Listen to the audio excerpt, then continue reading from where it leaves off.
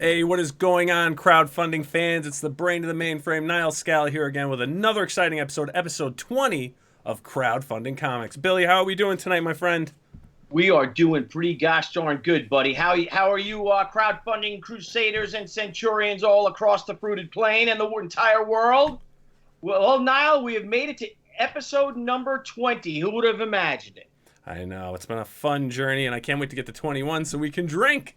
Yes! It's a No, shit-face episode. Of course I know, not. right? A little, so we're now in Thimble our Island. 20s, right? What a great time our 20s were. Partying, going to school, making really bad decisions, having real bad haircuts, you know? Thinking how cool we looked in our, I had parachute pants and stuff like that, and I don't know about you, but... Mistaking a closet for a bathroom many a times, you know, all that fun stuff. Well, listen, why don't we welcome our three rock stars, and these guys have jumped on hugely in the past few weeks. So I'd like to welcome Rowan, Donal. Sorry, Donal. I keep saying it's Donal for some reason. Donal and Steve. How are you guys doing this evening? I'm pretty good. I'm pretty good. Guys, welcome to the show. Yeah. Anyway, Gat. We'll go Gat. First of all, we got to congratulate you guys. Vestige #1 right now. It's got over 700 backers. And you guys in 30 days have hit almost $45,000. Mm-hmm. Absolutely. Boom. It has been an incredible ride, I got to say. And we owe it all to the fantastic, our support, our people, the people of Comicsgate. They have been with us every step of the way. And due to the grace and the beneficence of Caesar, Mr. Ethan Van Sciver, who we call Caesar, he truly has given us a leg up and allowed this creativity to flow from the very earth itself. Well, you guys are kicking ass. So, for those watching out there, if they're not familiar with you guys, tell us about yourselves, please. Yeah, let's start with you. Okay, well, I mean, it started with me, to be honest. Of course, I was into comics growing up. I mean, this really was my thing. I loved it. I got boxes and boxes of this stuff. I don't really let my kids read the originals these days because I don't think they're really ready to handle, my collectibles. Do you know what I mean? Yeah. So, they can read the trades. I'm not really, don't touch my originals. I got all that stuff in acid protective bagging and the whole bit, man. So, I mean, I was into comics. I kind of grew out of it, went on with life a little bit. And then I wanted to get my children back into it. And then I realized, well, the industry is just not what it was when I was growing up. It really isn't what it was when I was growing up. It was something spectacular. It gave children, it gave adults even, I would say, a little bit of, I mean, this might sound a little bit extreme here, but it gave a sense of morality, principles, purpose. It gave people this, a belief of something that they could be. Imagine a young man growing up, a young boy, right? It informed them. It informed their morality. It was, so in a way you could say that these were morality tales. I would liken them, I think in the future they're going to look back, Aesop's fables. Yes. Yeah. They're going to look back and say, well, this is what it was, man. This is what it was at that time. And we kind of lost that now. I took the kids to my local stores, and I'm looking around, and, I mean, pages and pages of exposition. There's no action. There's no principalities. There's no, I got 3 boys. I got a daughter. I'm looking for stuff that's going to appeal to all of them. And I just wasn't seeing it. And then I started happening upon YouTube, and I'm watching our boy Zach, Mr. Richard Mayer. And, from there, I started watching Mr. Ethan Van Sciver, who we call our Caesar. And that was it. It really, this is what ignited that passion to get back into I would say, the heroics and the heroism of old that we've sort of lost today. Yeah. I mean, you yourself, Mr. Billy Tucci, you've seen, I mean, with She, right? I mean, that it captured a kind of a spirit, didn't it? And these days, would you say that has that been lost? Oh, I absolutely agree. Going back to, like you said, about the whole thing, why I got into comics, and you're right, it really did teach generations, right from wrong, to do the right thing. But it wasn't also with your fists. If you remember, like those great Stan Lee, Spider-Man stories drawn by John Romita, where Peter Parker had to figure out how to defeat the Rhino with his brain. You know what I mean? Absolutely. Or even like Doc Ock, these brilliant, even like someone like I said, like Doc Ock, who's a brilliant guy, and he has to defeat him. He can't defeat him physically. you know? So he's got to defeat him with his brain. And just such, like I said, I love that, the morality tale. When I created I wanted to tell a modern-day samurai story. And if you look at all that, that's all the samurai stories, from Miyamoto Musashi to, from Yojimbo to Sanjuro, to all these great stories, the way of the samurai, the way of the sword. It's all these morality tales, and it's always about doing the right thing, and it's about sacrifice. And it just really struck me. That's what I wanted to do, because I wanted to capture that again. And you're right, though, with the exposition, we had Bo Smith on, and Tim Rozon from Winona Earp, and they both said the same exact thing, and how you open up a comic, and like you said, you have 20 pages of exposition, and of those 20 pages, 18 of them are them sitting around a table, a conference table, talking, and then 2 of them are maybe leaping out to go do something. Yeah, Well, that's it, Billy. Look, I want to tell you something really simple. It kind of breaks my heart when my kids look at Spider-Man today and they think he's sort of like this soy boy. You know what I'm saying? Yeah. I mean, that kind of breaks my heart. No, really, man. I mean, I grew up, I still remember, McFarlane, he had Torment. They reproduced that scene when Spider-Man, back in the day, he had gotten trapped under in the sewer system. He was hunting the lizard, right? Mm-hmm. And he's lying there under rubble. Okay, and he's saying to himself, I'm going to rise above it all. I'm going to get out of this. Yeah. You know what I mean? I mean, who hasn't been there in their lives themselves where they felt like the entire world is closing in on them, and they got to reach down inside of them, and they got to pull out some part of them that's actually can face the adversity that surrounds them. They got to face it, brother. And that's a brilliant thing, too, when he lifts it, and it's all about do it yourself. Get out yourself.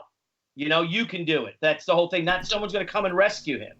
There's no safe space. There's nothing like that. It was him, like I said, and those great panels of him just pushing up and then lifting, Exactly. And, as you're a kid, you look at it, you cheer. You know what I mean? Like, yeah, I could do that. You got it, brother. Yeah, you're absolutely right. So, guys, did you guys all read comics as well too? Gat. Donald, did you guys read comics? Yeah, I might not be old enough to, or look old enough to have remembered this, but I used to go up to the corner store and used to spin the spinner rack around, like a lot of guys growing up. Go up there for hours and just spin that thing and look through comics.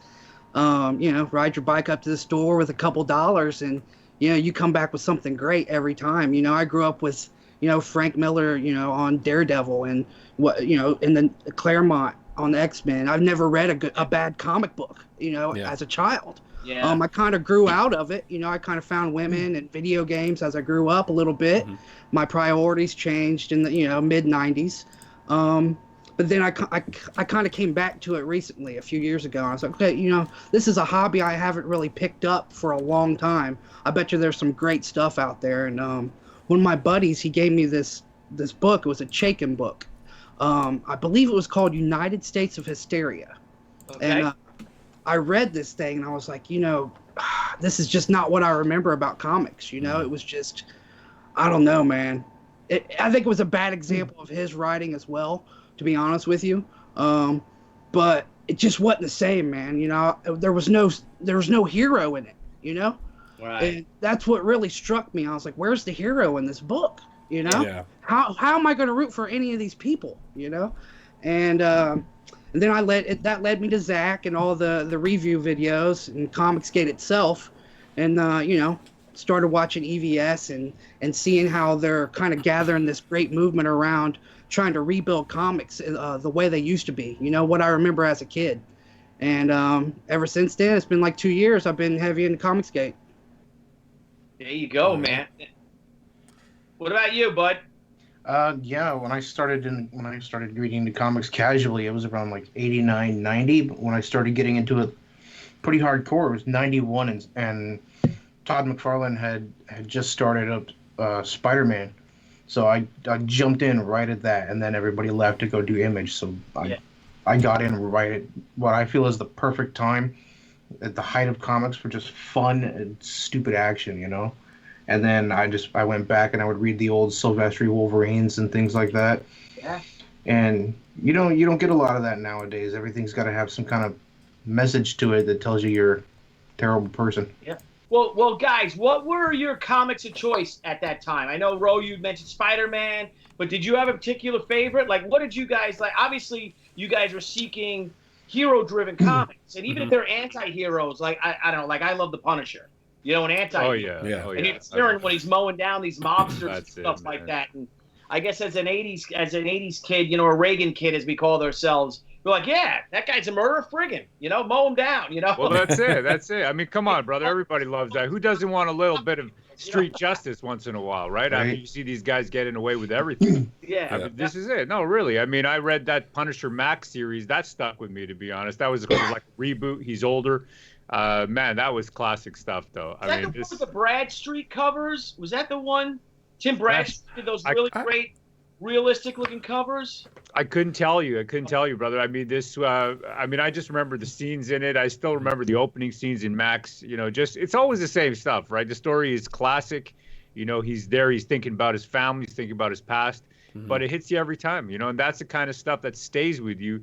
And we're missing these visceral feelings these days. You know what I mean? We're missing what's going to pull you back in and make you feel something. And it's just. You know, instead we're sort of descending into this. You got identity politics. You got all this nonsense fixated on religion and race and all this other nonsense that that we felt. I think that growing up in being born 40 years ago, that we were sort of kind of past as a culture, if you would. I mean, we were kind of done with that stuff. Yeah. So I mean, are you guys looking at anything? So. Obviously, you guys start off with mainstream comic books. You've got your views and stuff now. I mean, is there anything in the mainstream that you are currently reading or anything that you're like, oh, you know what, this isn't too bad? Well, I mean, I got, okay, I'll give you an example. So, I took my daughter, I remember this for Christmas. She wanted, I want to buy her something she likes. So I took her with me to the store.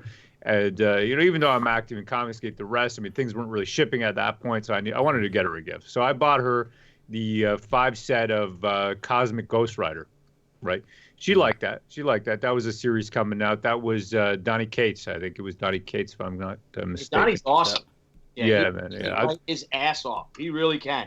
Yeah. And then there was, Venom, right? Venom by Donny Cates. But, man, I mean, the trouble is, I think so many of these professionals, I hate to say it, but I think a lot of them would do better if they just were not on social media. Do you know what I mean?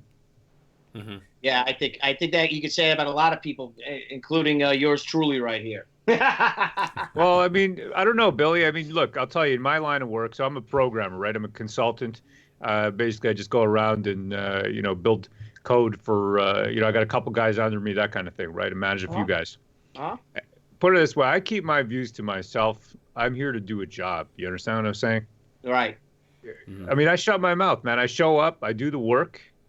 And then I go home, man. I get paid, and I send him an invoice. You know what I'm saying? It's I'm not here to tell you what I think about X, Y. You don't care what I think.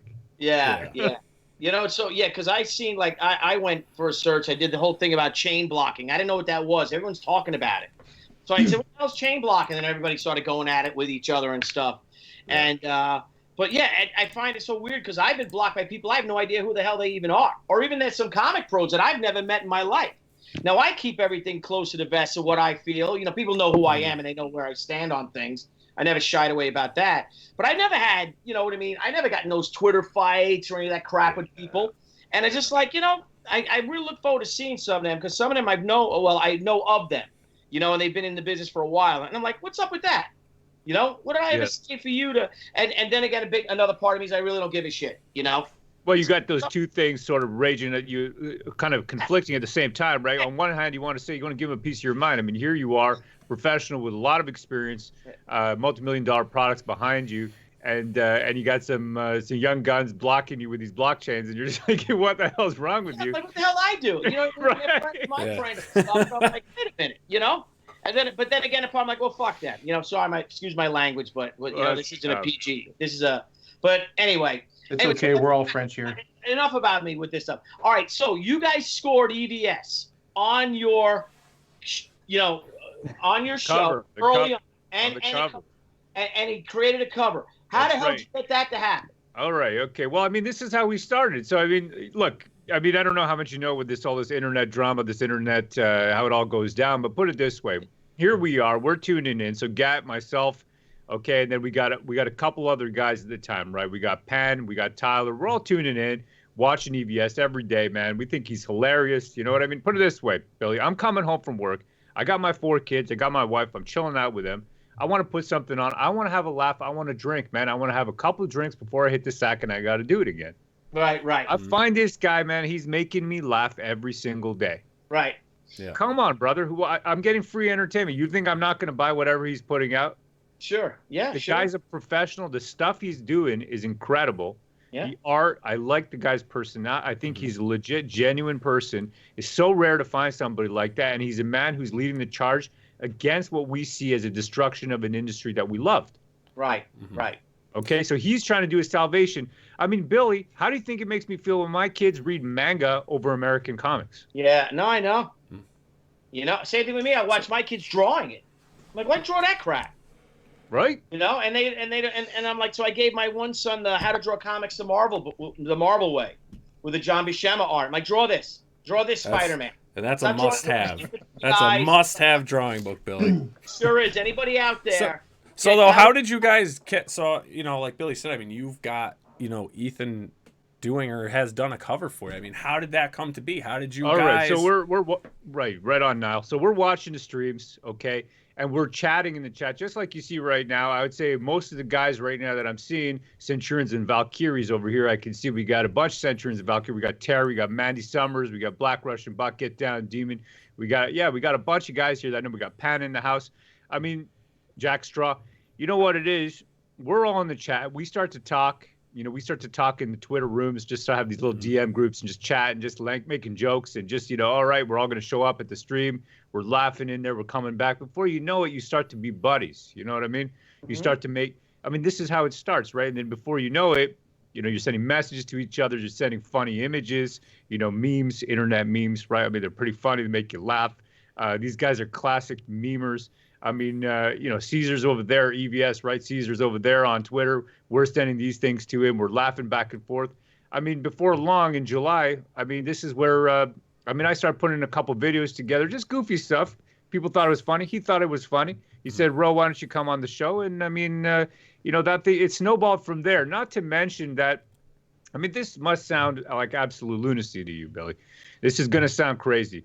But there's people out there like this anti-group that actually seeks to oppose us, okay? They think that what we're doing is in direct contradiction to what they're doing and that we are literally they term us a hate group. They literally say that I'm a white supremacist, for example.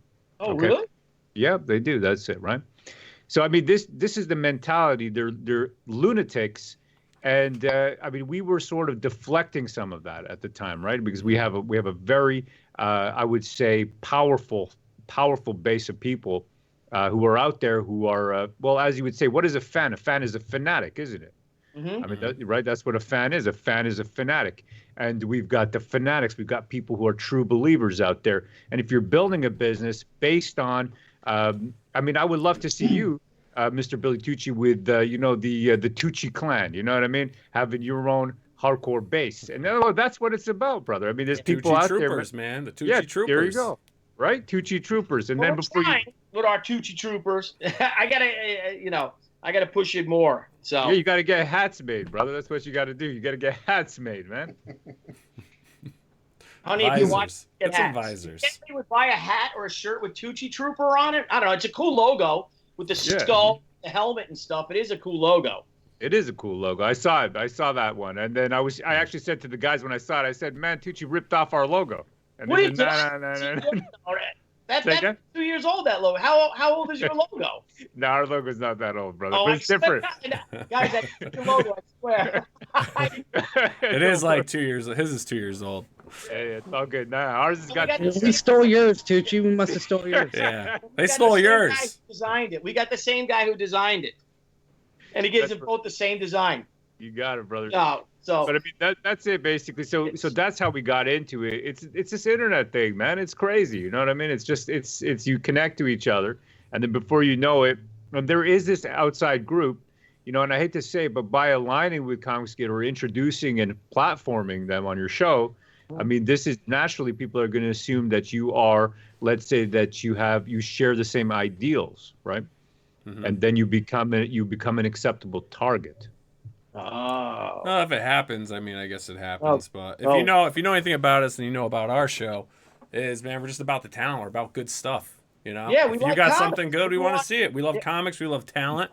I And agree with we want to see it, just like, you know, which is actually funny when you reached out to me, bro, because I saw this. I saw your thing on Indiegogo. I was like, this looks really cool. I got to, you know, I think I even asked him, like, can you message people on Indiegogo? Because I was actually going to reach out to you, but I really like what you guys have done here. And so you're on the shows, you know, Ethan's invited you on. You guys are chatting. You're talking about comics. You're talking about the stuff you're doing. What do you guys do? You pitch this to him? Not at all. No, we had no idea. I mean, so this is about a year ago. This is about 10 months ago, maybe 9-10 months ago. And we're just involved, man. And we are promoting others. We started a little YouTube channel, but we got a hardcore base, man. Even though we have very low subs, we have a lot of live viewers. They're always there with us, and we're promoting other people. We did that for months and months and months. Gat says to me, hey, Ro, I got an idea, bro. I got an idea for a book. I'm like, look, Gat. I'm like, you know what? We're fans. We like this stuff. I'm not really here to make a comic. I like to buy comics. I like to read comics. But, I mean, that's not really what the war campaign is. We're a fan group. We just like EBS. We like Caesar. We hail Caesar. Yeah, Billy. But Gat's right, because all the best comics are the ones that are created by fans. All of my friends out there that have been doing this as long as I've been doing this 25 years, but I'm friends with Stan Sakai, who's been doing this for 35 years, you know? All of us that from like Dave Stevens to Stan Sakai to George Perez to, you know, I don't know about John Romita Jr., you know, you look at all these, they all start out as comic fans because they love the medium. Yeah. You know what I mean? You're getting a lot of people coming in being hired that don't like comics, and they admit they don't like comics. No, that's and they're crazy, writing big books now, and the books are bombing and failing because they don't know how to write the comics. They're not ready to write it, but they don't take the time. They don't really care to want to learn how to write comics. Well, if they're not a fan, they're not going to embrace that, you know? Yeah, and that's what you guys are doing, and that's why you've rekindled now. I don't know if it's with your war campaign or your fanatics and stuff that helped you, but that passion showed through even on your Indiegogo page. You know, you right on, and that's the best thing you said that, and this is what I love about it, because I love that you guys are fans. And Gat says we should do a comic, and you're like, yeah, but we're just fans. Why? Yeah, well, that's exactly. Good fans of comics, you know what I mean? This is the time to do it. You know what I mean? I'm telling you, for 3 weeks, man, we talk a lot. Like all the crowd, we all talk. We got these. They're called Discord servers. They're basically where you can have a big group voice chat, right? So all your buddies, all the fans get together, and you just shoot the shit, man. You're sitting there, you know what I mean? You're having a drink and you're just having a laugh with each other, and before you know it, he's saying to me for 3 weeks, Ro, come on, man. I want to pitch this stuff to you. I got an idea. I'm like, come on, brother, man. Tomorrow. Find me, Gat, why don't you give it? So then he gives me this pitch, and I'm like, I'm sold, man. I'm like, we're doing it. So tell us about Vestige. Yeah, Gat, man. Tell me what you told me that night, brother. First, and I apologize, buddy. Nah, you're fine. Ro usually likes to talk first. He's kind of attention whore like that, so I let him get by with it. I don't know anyone like that. Thanks. So yeah, no, what I wanted to do with Vestige, man, I wanted to create like a unique comic book universe. And I, start from scratch. As you know, Billy, I mean, I'm sure you know, it's not an easy freaking task to do. It's an enormous task to take. But I wanted to kind of find a unique way of regular humans to get their superpowers, So what I did was start with the premise that I'm going to take these ancient relics and weapons, right? And most of them are based in history. Some are actually based in fantasy. So I've actually mixed history and fantasy pretty well with this, I think. So what I've done is take these relics and these weapons from ancient times, and what they do is kind of imbue whoever possesses them with the superpower itself. So, for instance, in the book, we have the Sword of Durandal, and it was originally Charlemagne's sword. It was given to his knight Roland. I believe, I can't actually remember. If I say it, I'm going to sound like an idiot. But it was given to him, and what its special power was that it could essentially cut through anything. It was the strongest sword. So this is actually in the book, and what we have is a kind of a villainous character who's actually happened upon one of these powerful relics. And one of the scenes is what happens when we send out someone who doesn't have a relic and they actually encounter this person, which is the person you're seeing on their screen in the background right there. This person is one of the heroes of the book. Her name's Maddie Klein. What she does is she works for a place called the Archive. Now, what they're tasked with is going out and collecting these relics who maybe get into a villain's hands. Someone who are using for bad, for something, their own goodwill or for their own will, or kind of imposing this power on humanity. She's called a hunter, so she goes out and she's required to go and take back these relics for safekeeping. Sometimes it's fairly easy. Other times she has to resort to violence, which we'll see in this book. So this is the thing, is that these relics are the actual device here that gives the regular people an ability, a superhuman ability.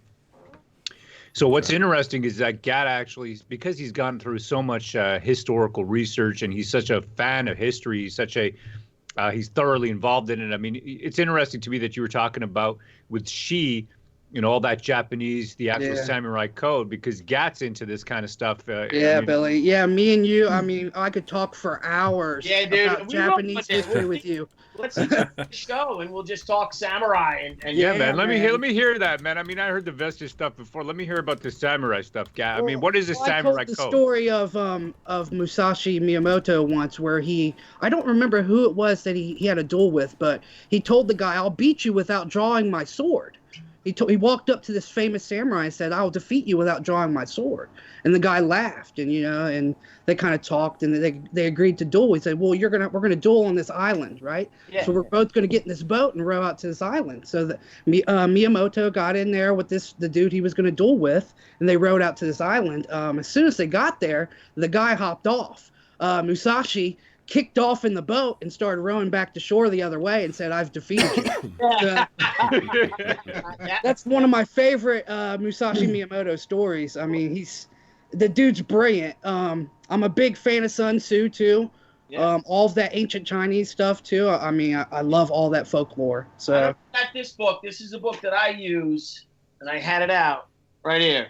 And I even read. I try to read it every couple of days, but for you guys out there, for a cool day, it's called The Code of the Samurai. Yeah. Wow. And it's great life lessons. That it's amazing that the art of the samurai, of Bushido, how it applies to everyday things. And Absolutely. That's part of it. Like, and again, and getting involved in frivolous bullshit and stuff like that is not part of it. You know what I mean? Yeah, it's just Japanese culture cares too much about honor, right, Billy? Yeah. Yeah. It's more about honor than anything. And art, and they elevate everything, like you said, from drawing a sword to art, to making tea in art form, to cook, to preparing sushi, to preparing food into an art form.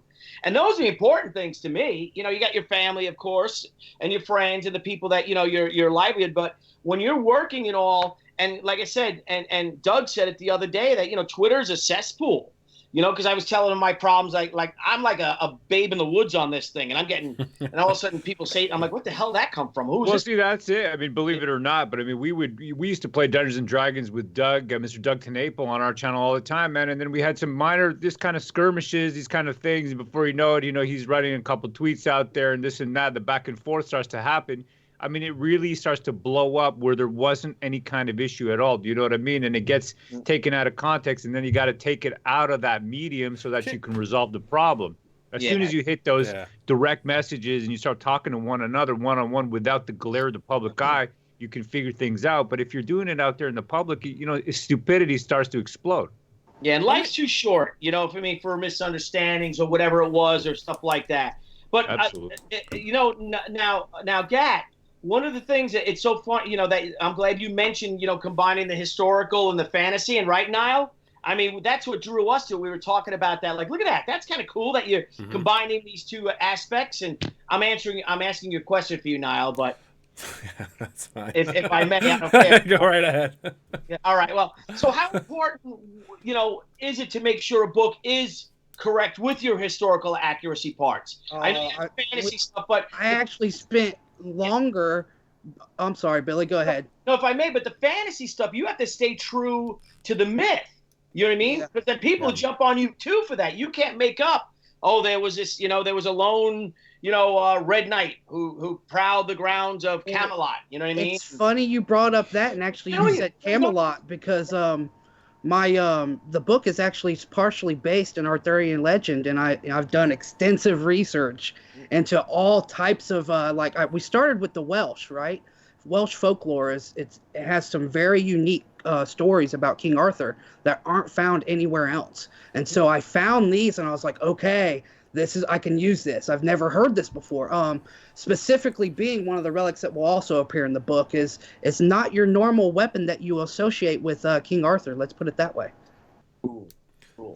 So how long did this take you to research and put together? I mean, taking, almost creating like fictional history and then bringing all the fantasy in. I mean, are you talking like you having one of those big binders of just everything coming in together? Or? I have several notebooks. I'm like a mad scientist with this stuff. I see it, I write it down, and then that's how it goes. It took a long time. It took longer to actually go through and reference and do all the tedious work of making sure I had everything down correctly. Like we went and I had to research 1890s pubs in London. Do you know how hard it is to find the street and the name of a pub in 1890s London? Yeah. I mean, Whitechapel. Yeah, exactly. Yeah. And that's what we did. I mean, I wrote the story and kind of had the outline and most of the dialogue, and then what we did was extensively reference it. It took twice as long as actually writing the thing. Let's put it that way. Oh, wow. Oh yeah, it does. Absolutely. I've gone through the same thing myself. You guys are controversial because Nile, we have our record of dislikes. We have 4 dislikes. 4 dislikes. We had 2 with Doug, and we had, I think, 1 when Mike Barron was on, right? We had one with Mike Barron. We're hitting all right, the big smash time. that like button, brethren. Let's try to balance this out, man. Our 4 next guests, whoever that's going to be, we should just have a little secret campaign and everyone give them. We'll have someone's grandmother on. That really, and have 10 of them. No. You are rascals, you guys. Apparently. Must be. Hail Caesar! We got Caesar in the house. Yes, we Hail have Caesar. EBS is with us. So. Oh, see, hey! I want to hear a little from Donal. Donal, I mean. Were you given the script? I mean, how did you go about creating, your illustrations and the art for this book? Yeah, I'm a quiet one. They gave me the script, and they gave me a ton of references. Like Gat said, he did a whole lot of research, and every single page has at least 1 reference. Most have 2 or 3. So I didn't have to do a ton of research. So when I was reading the script, all I basically had to do was just board it out. And the way I do my layouts is I start off kind of doing it like storyboards. Mm-hmm. Just do shots after shots and pick the ones that I like the best, and then try to put those arrange those on the page so that it kind of looks pleasing. Nice. And then how'd you go about the actual character design? I mean, did you go through a bunch of different models and characters, send them? Were they coming back, or were you guys kind of just hitting the nails on the head here? Pretty much hitting the nails on the head. Like I said, they gave me a lot of reference. They gave me some good character descriptions. Mm-hmm. So I took those references, and then I looked up some of my own things just to get a variety, I guess I would say. And I just, pick and choose the things that I like and tweak them this way and tweak them that way, and try to think about what the type of person the character is. Like if you look at the picture of Maddie there in the background, one of her gun holsters has daggers. Well, they both do, but you can only see one. I figured that this is the type of person that's prepared. She runs out of bullets. She's gonna throw a knife at you, and she's got this little choker around her neck that has it's like a little crosshairs thing. So try to come up with little details that I can to make the character interesting as a design. Okay. And then, so how did the team start first? Like, were all 3 of you just talking about this, or, Ro talked to Gat, and then you guys were like, we need an artist, and they found, they reached out to Donal? I'll say originally I was like, I'm going to write this thing, Ro, and I wrote it. And then we have a professional editor. His name's Steve Dye. He's done several magazines, motorcycle magazines, or motocross magazines, jet ski magazines, several stuff, very professional work in this past. He's done it for 30 years. Yeah.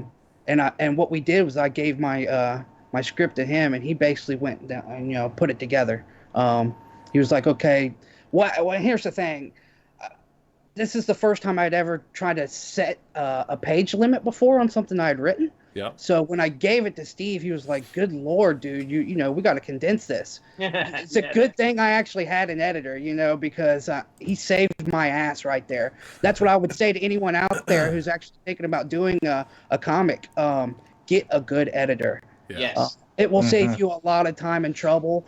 I would suggest also go hire Steve Dye because he's the best there is. So yeah, he is. Well, Steve yeah, Dye is. basically, I gave it to Steve, and then we went from there. We kind of go back and forth. We sat down, did the character models when we were ready to give it to Donal, and then there was a little bit of interaction between me and Donal, but Donal's great at what he does.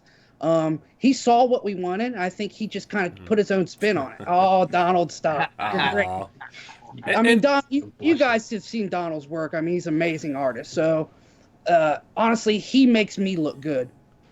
Oh, Donald, what is your background, man? Like, what else have you worked on, or do you have other things coming up? And like, what's your style of art? Let's see, what else can I ask you in one question? I can do a couple. Do you like Mad TV? What? I'm not a Mad TV fan. I'm more of an In Living Color fan. I would say my style is comedy action, quirky comedy action. But I can do serious, which is, like Vestige. I'm doing a little bit more of a serious style. It's a little cartoony in places, but it's not as exaggerated as I usually do. Like for comic fans out there, it would be like the difference between Humberto Ramos and Travis Charest. Oh man, yeah, two guys.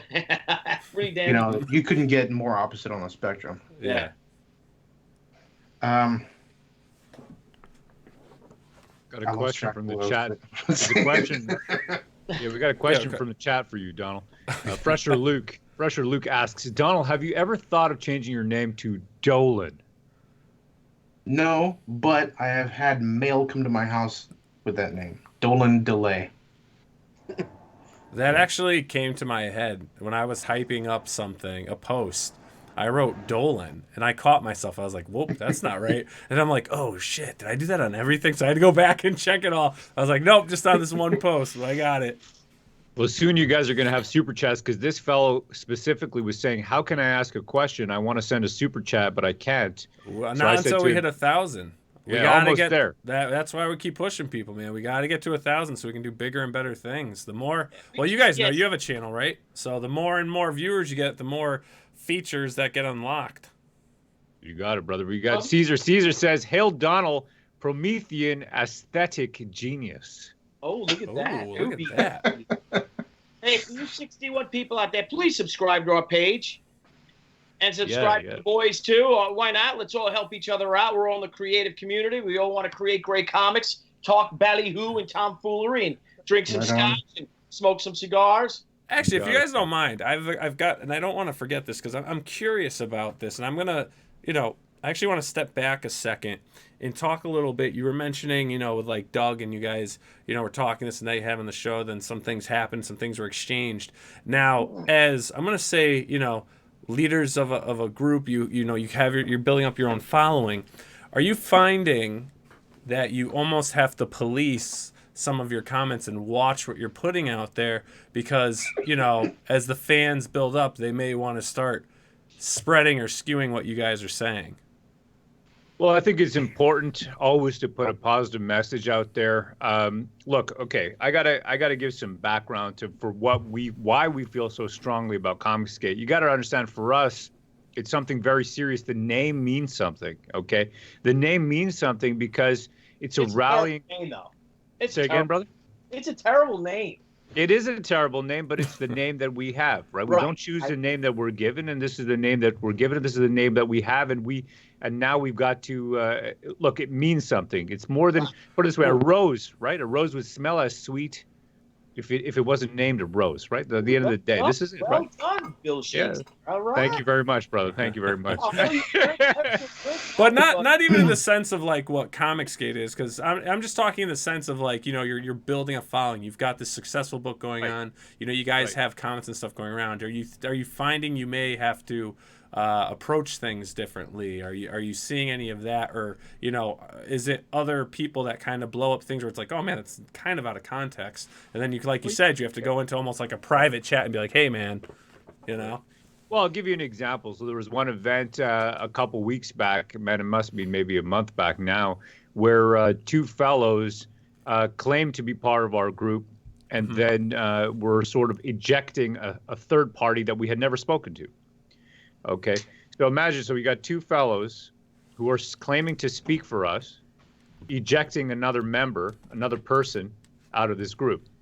So now the next morning I get a message saying, hey, Ro, listen, you know what, you got to do something about this because I've been thrown out of this thing and it's not right what I'm doing, what's happening. And I said to him, I go, look, I have no idea what's going on. Give me a call. Call me up on a Hangout. So he called me up. I talked to him. I said, listen, there's no problem. There's no issues.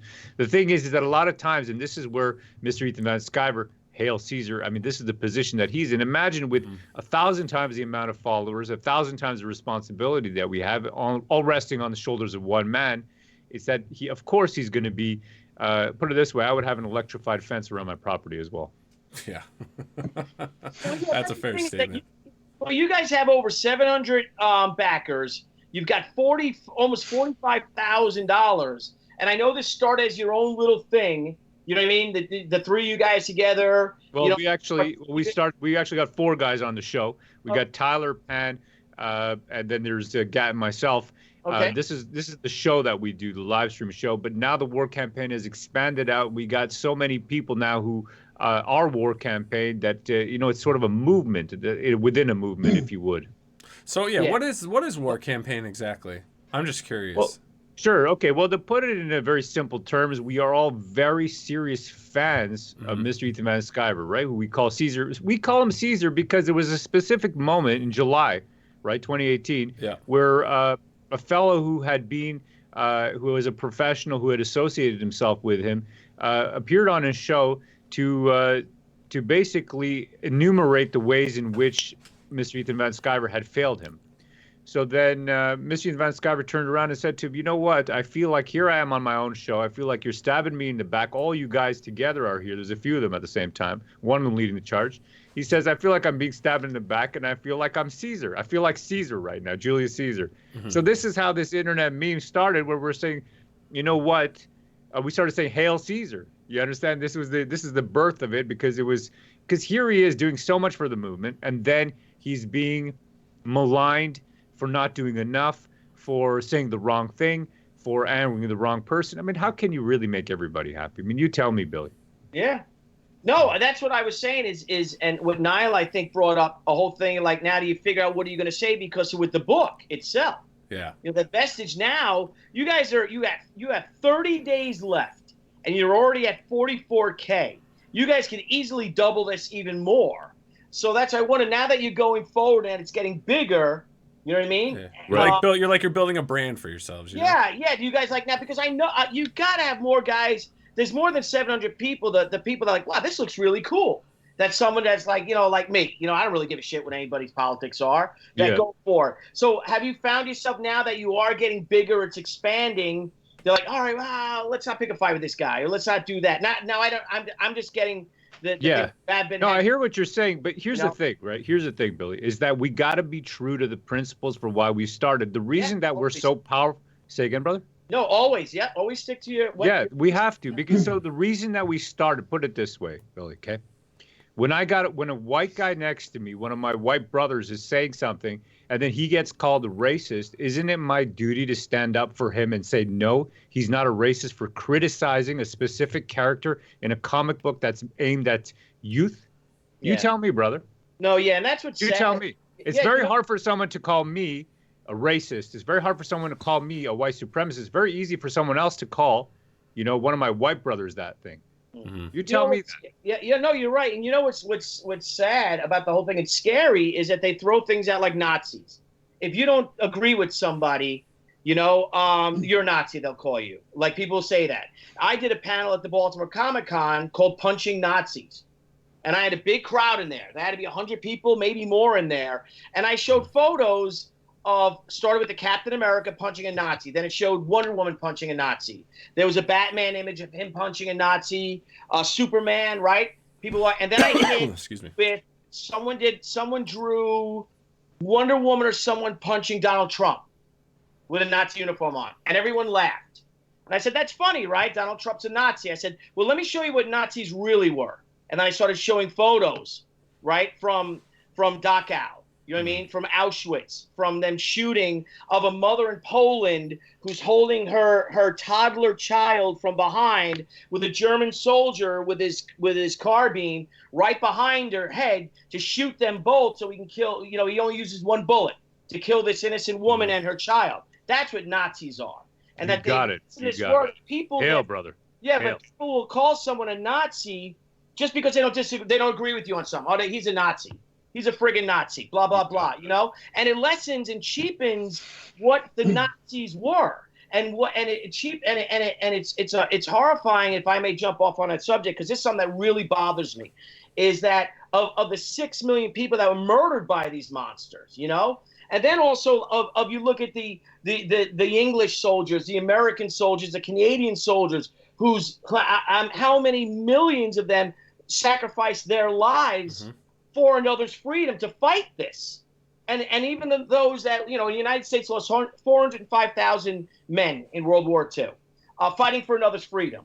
But that also discounts the millions that were wounded, or even their families and how their lives were disrupted for 4 years and ruined. Their lives will never be the same to go and fight something like this. You know what I mean? And that's what it really pisses me off. Like, oh, he's a Nazi. Trump's a Nazi. Giuliani's a Nazi. I don't know, fucking Ethan's a Nazi. They just say that if they disagree with you. And it really bothers the hell out of me because it cheapens of what they did. And this is what, Gat, you're a historian like me, right? Doesn't it just get to you when you see these words? And it's, like I said, it's cheapening the memory of those that were victims to this stuff. Yeah, I mean, for instance, I'll say, Billy, I have a friend, and she's from Poland.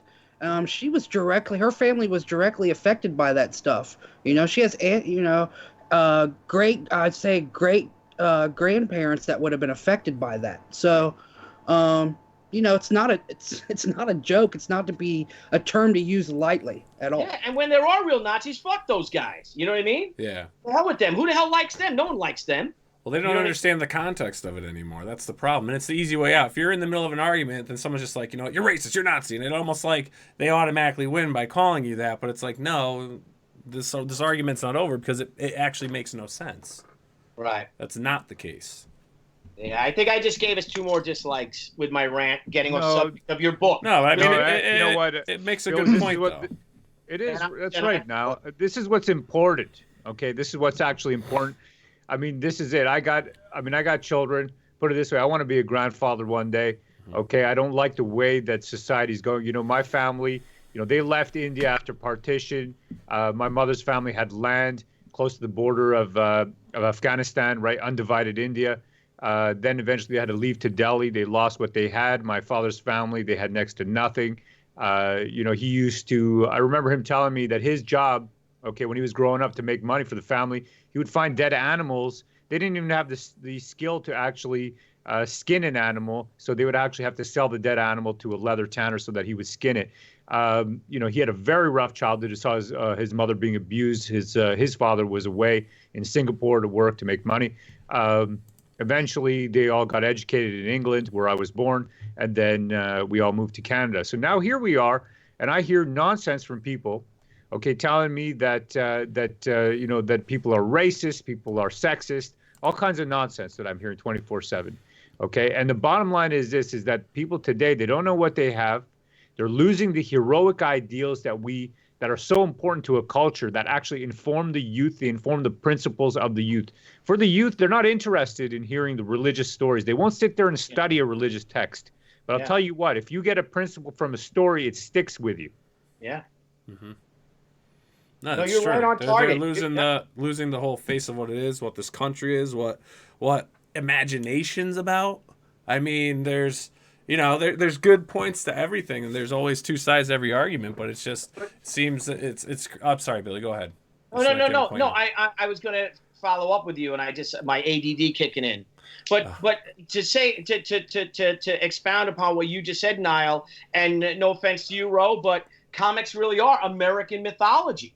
Well, they are. I mean, they are. Listen, this is it. Put it this way: it's an American art form. I got no problem with that. Why would I have a problem with that? I mean, the U.S. is like our brother to the South. That's what Canada is. Canada, U.S., man, hand in glove. Well, I grew up playing hockey, so we always riff with each other. That's why. Well, that's it. That's it, man. That's it. My Canadian pals, Yeah, it is what it is, brother. Yeah. I'm born in the UK, okay? But you know what? You're a product of your environment. You're a product of your genetics. It's a combined product, man. Yeah. All I got to say is this. I get along with anybody in life who's got a head screwed on right and has got some good principles in their heart. That's what I'm looking for out of life. I don't care what religion you are. I don't care about none of that stuff. The War Campaign is not a political organization. We're not for the right. We're not for the left. If you're one of these alt-right, you believe in a white ethno state, we got a big problem with you. If you believe in this sexism and racism and all this nonsense continuously, all that kind of stuff out there, then we got a big problem with you. If you're in the middle, you're a regular, normal person, cool, because that's what we're all about. Right. Word. So, all right, guys. So, Nile, if I may, I'm. You may not. You may not.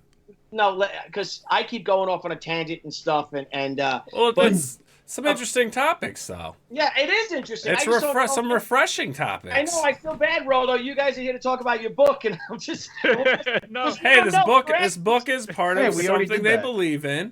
I think what we'll do is we'll move forward though. Let's go through our normal routine here. So we're gonna get over. Yeah. If I can ask one, so War Campaign is WC, right? When people write WC, yeah, they write that, man. They write. I wish they would expand the name, but they write that, brother. We didn't know because we really didn't know what it was. But don't believe everything you hear. Don't believe everything you hear. The people. I mean, they accuse us of all kinds of stuff. The bottom line is this, okay? We have always been for the consumer. We've always been for Mr. Ethan Bad Skyver, Hail Caesar. I mean, that's where we started. We're big-time fans. We believe in the ideals and the principles of this movement because they truly want to. Put it this way, right? Art informs culture, doesn't it? Mm-hmm. You know, when you get these principles imbibed to you by reading these stories. Okay, I'll give you an example. So we were watching this. I mean, this is a very extreme piece. I mean, the Japanese, they're very extreme sometimes, right? There's a manga, there's an anime called Goblin Slayer. So my kids are into all this anime stuff, this manga stuff, and I'm watching this. On the first episode, a woman is raped in the first episode, and the hero, I mean, the way it's done is that it's a visceral feeling. You don't need to teach your children that rape is wrong after you see a scene like that. The visceral feeling, and it's not graphic in the sense of that they're showing stuff. It's just insinuated by the actual, the scene and the darkness and the way that she's in pain and she's being abused. But it hits you at a deep visceral level, and I honestly do believe that these things inform people. They inform the behavior. It's something that hits you. It's buried deep within the psyche, and in the future in life, I'll tell you something. When my father died, you know what he said to me, Billy? He said one line to me. He said, "Be good." Mm-hmm. Yeah. For the last maybe 2-3 years before he died, he would always say this to me when I'd be going out, I'd be doing something. He'd always be like, "You know what? Just be good." I'd laugh at him. I swear I'd laugh at him. I'd be like, "What kind of advice is that? Be good." Yeah. You know what I mean? Yeah. It's like, is that your advice for me? Be good. But I mean, after he's gone and all the rest, I mean, I honestly believe that's the basic thing because we all know what being good is. Yeah. Yeah. Yep, absolutely. So, all right, Nile. All right, so we'll bring it over for any viewers that aren't too familiar or, this is their first time with checking out Vestige #1. So we'll take it over to Indiegogo. We'll see what we have. If you guys don't mind, I'd like to play your Indiegogo video. Again, our audience will hear the video. You guys will not, just because you're through my stream. So I'm going to play the video here for everyone. Can they hear us talking when the video's running or no? Yes, if I got a question? Yes, okay. They hear.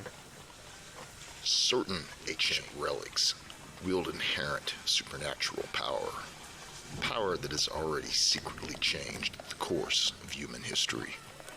Vestige, Volume 1, sets the stage for an ever-expanding epic tale of a world on the brink of modernism, but with its future yet to be determined, linking the events of recorded history through the influence of legendary weapons of the past, created by Gat Hanzo and brought to the page by Dolan Delay, with a cover by the most acclaimed comic book artist of our time, Ethan Van Sciver.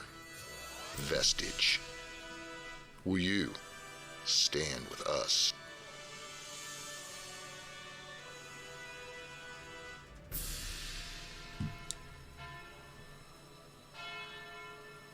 What's it to be then?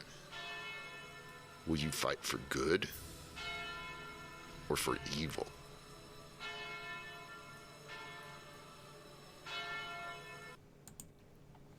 I love in the video though how you got the gunshots going and that's the jerking of the image. I'm huge when it comes to like the Indiegogo or even like Kickstarter campaign videos. I'm a sucker for them. I liked what you guys did there.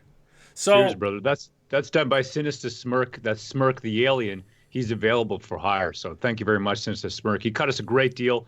He is very talented. Thank you very much, brother. So what can the guys expect from your campaign? I mean, let's go through a little bit of some of the perks. Yeah, okay. Well, let's see here. I mean, we've got, all right, so there's the one book pack, which is, as explained, you get the one book. I mean, put it this way, we've learned so much from the experiences of others. We're standing on the shoulders of giants. You've got Mr. John Malin.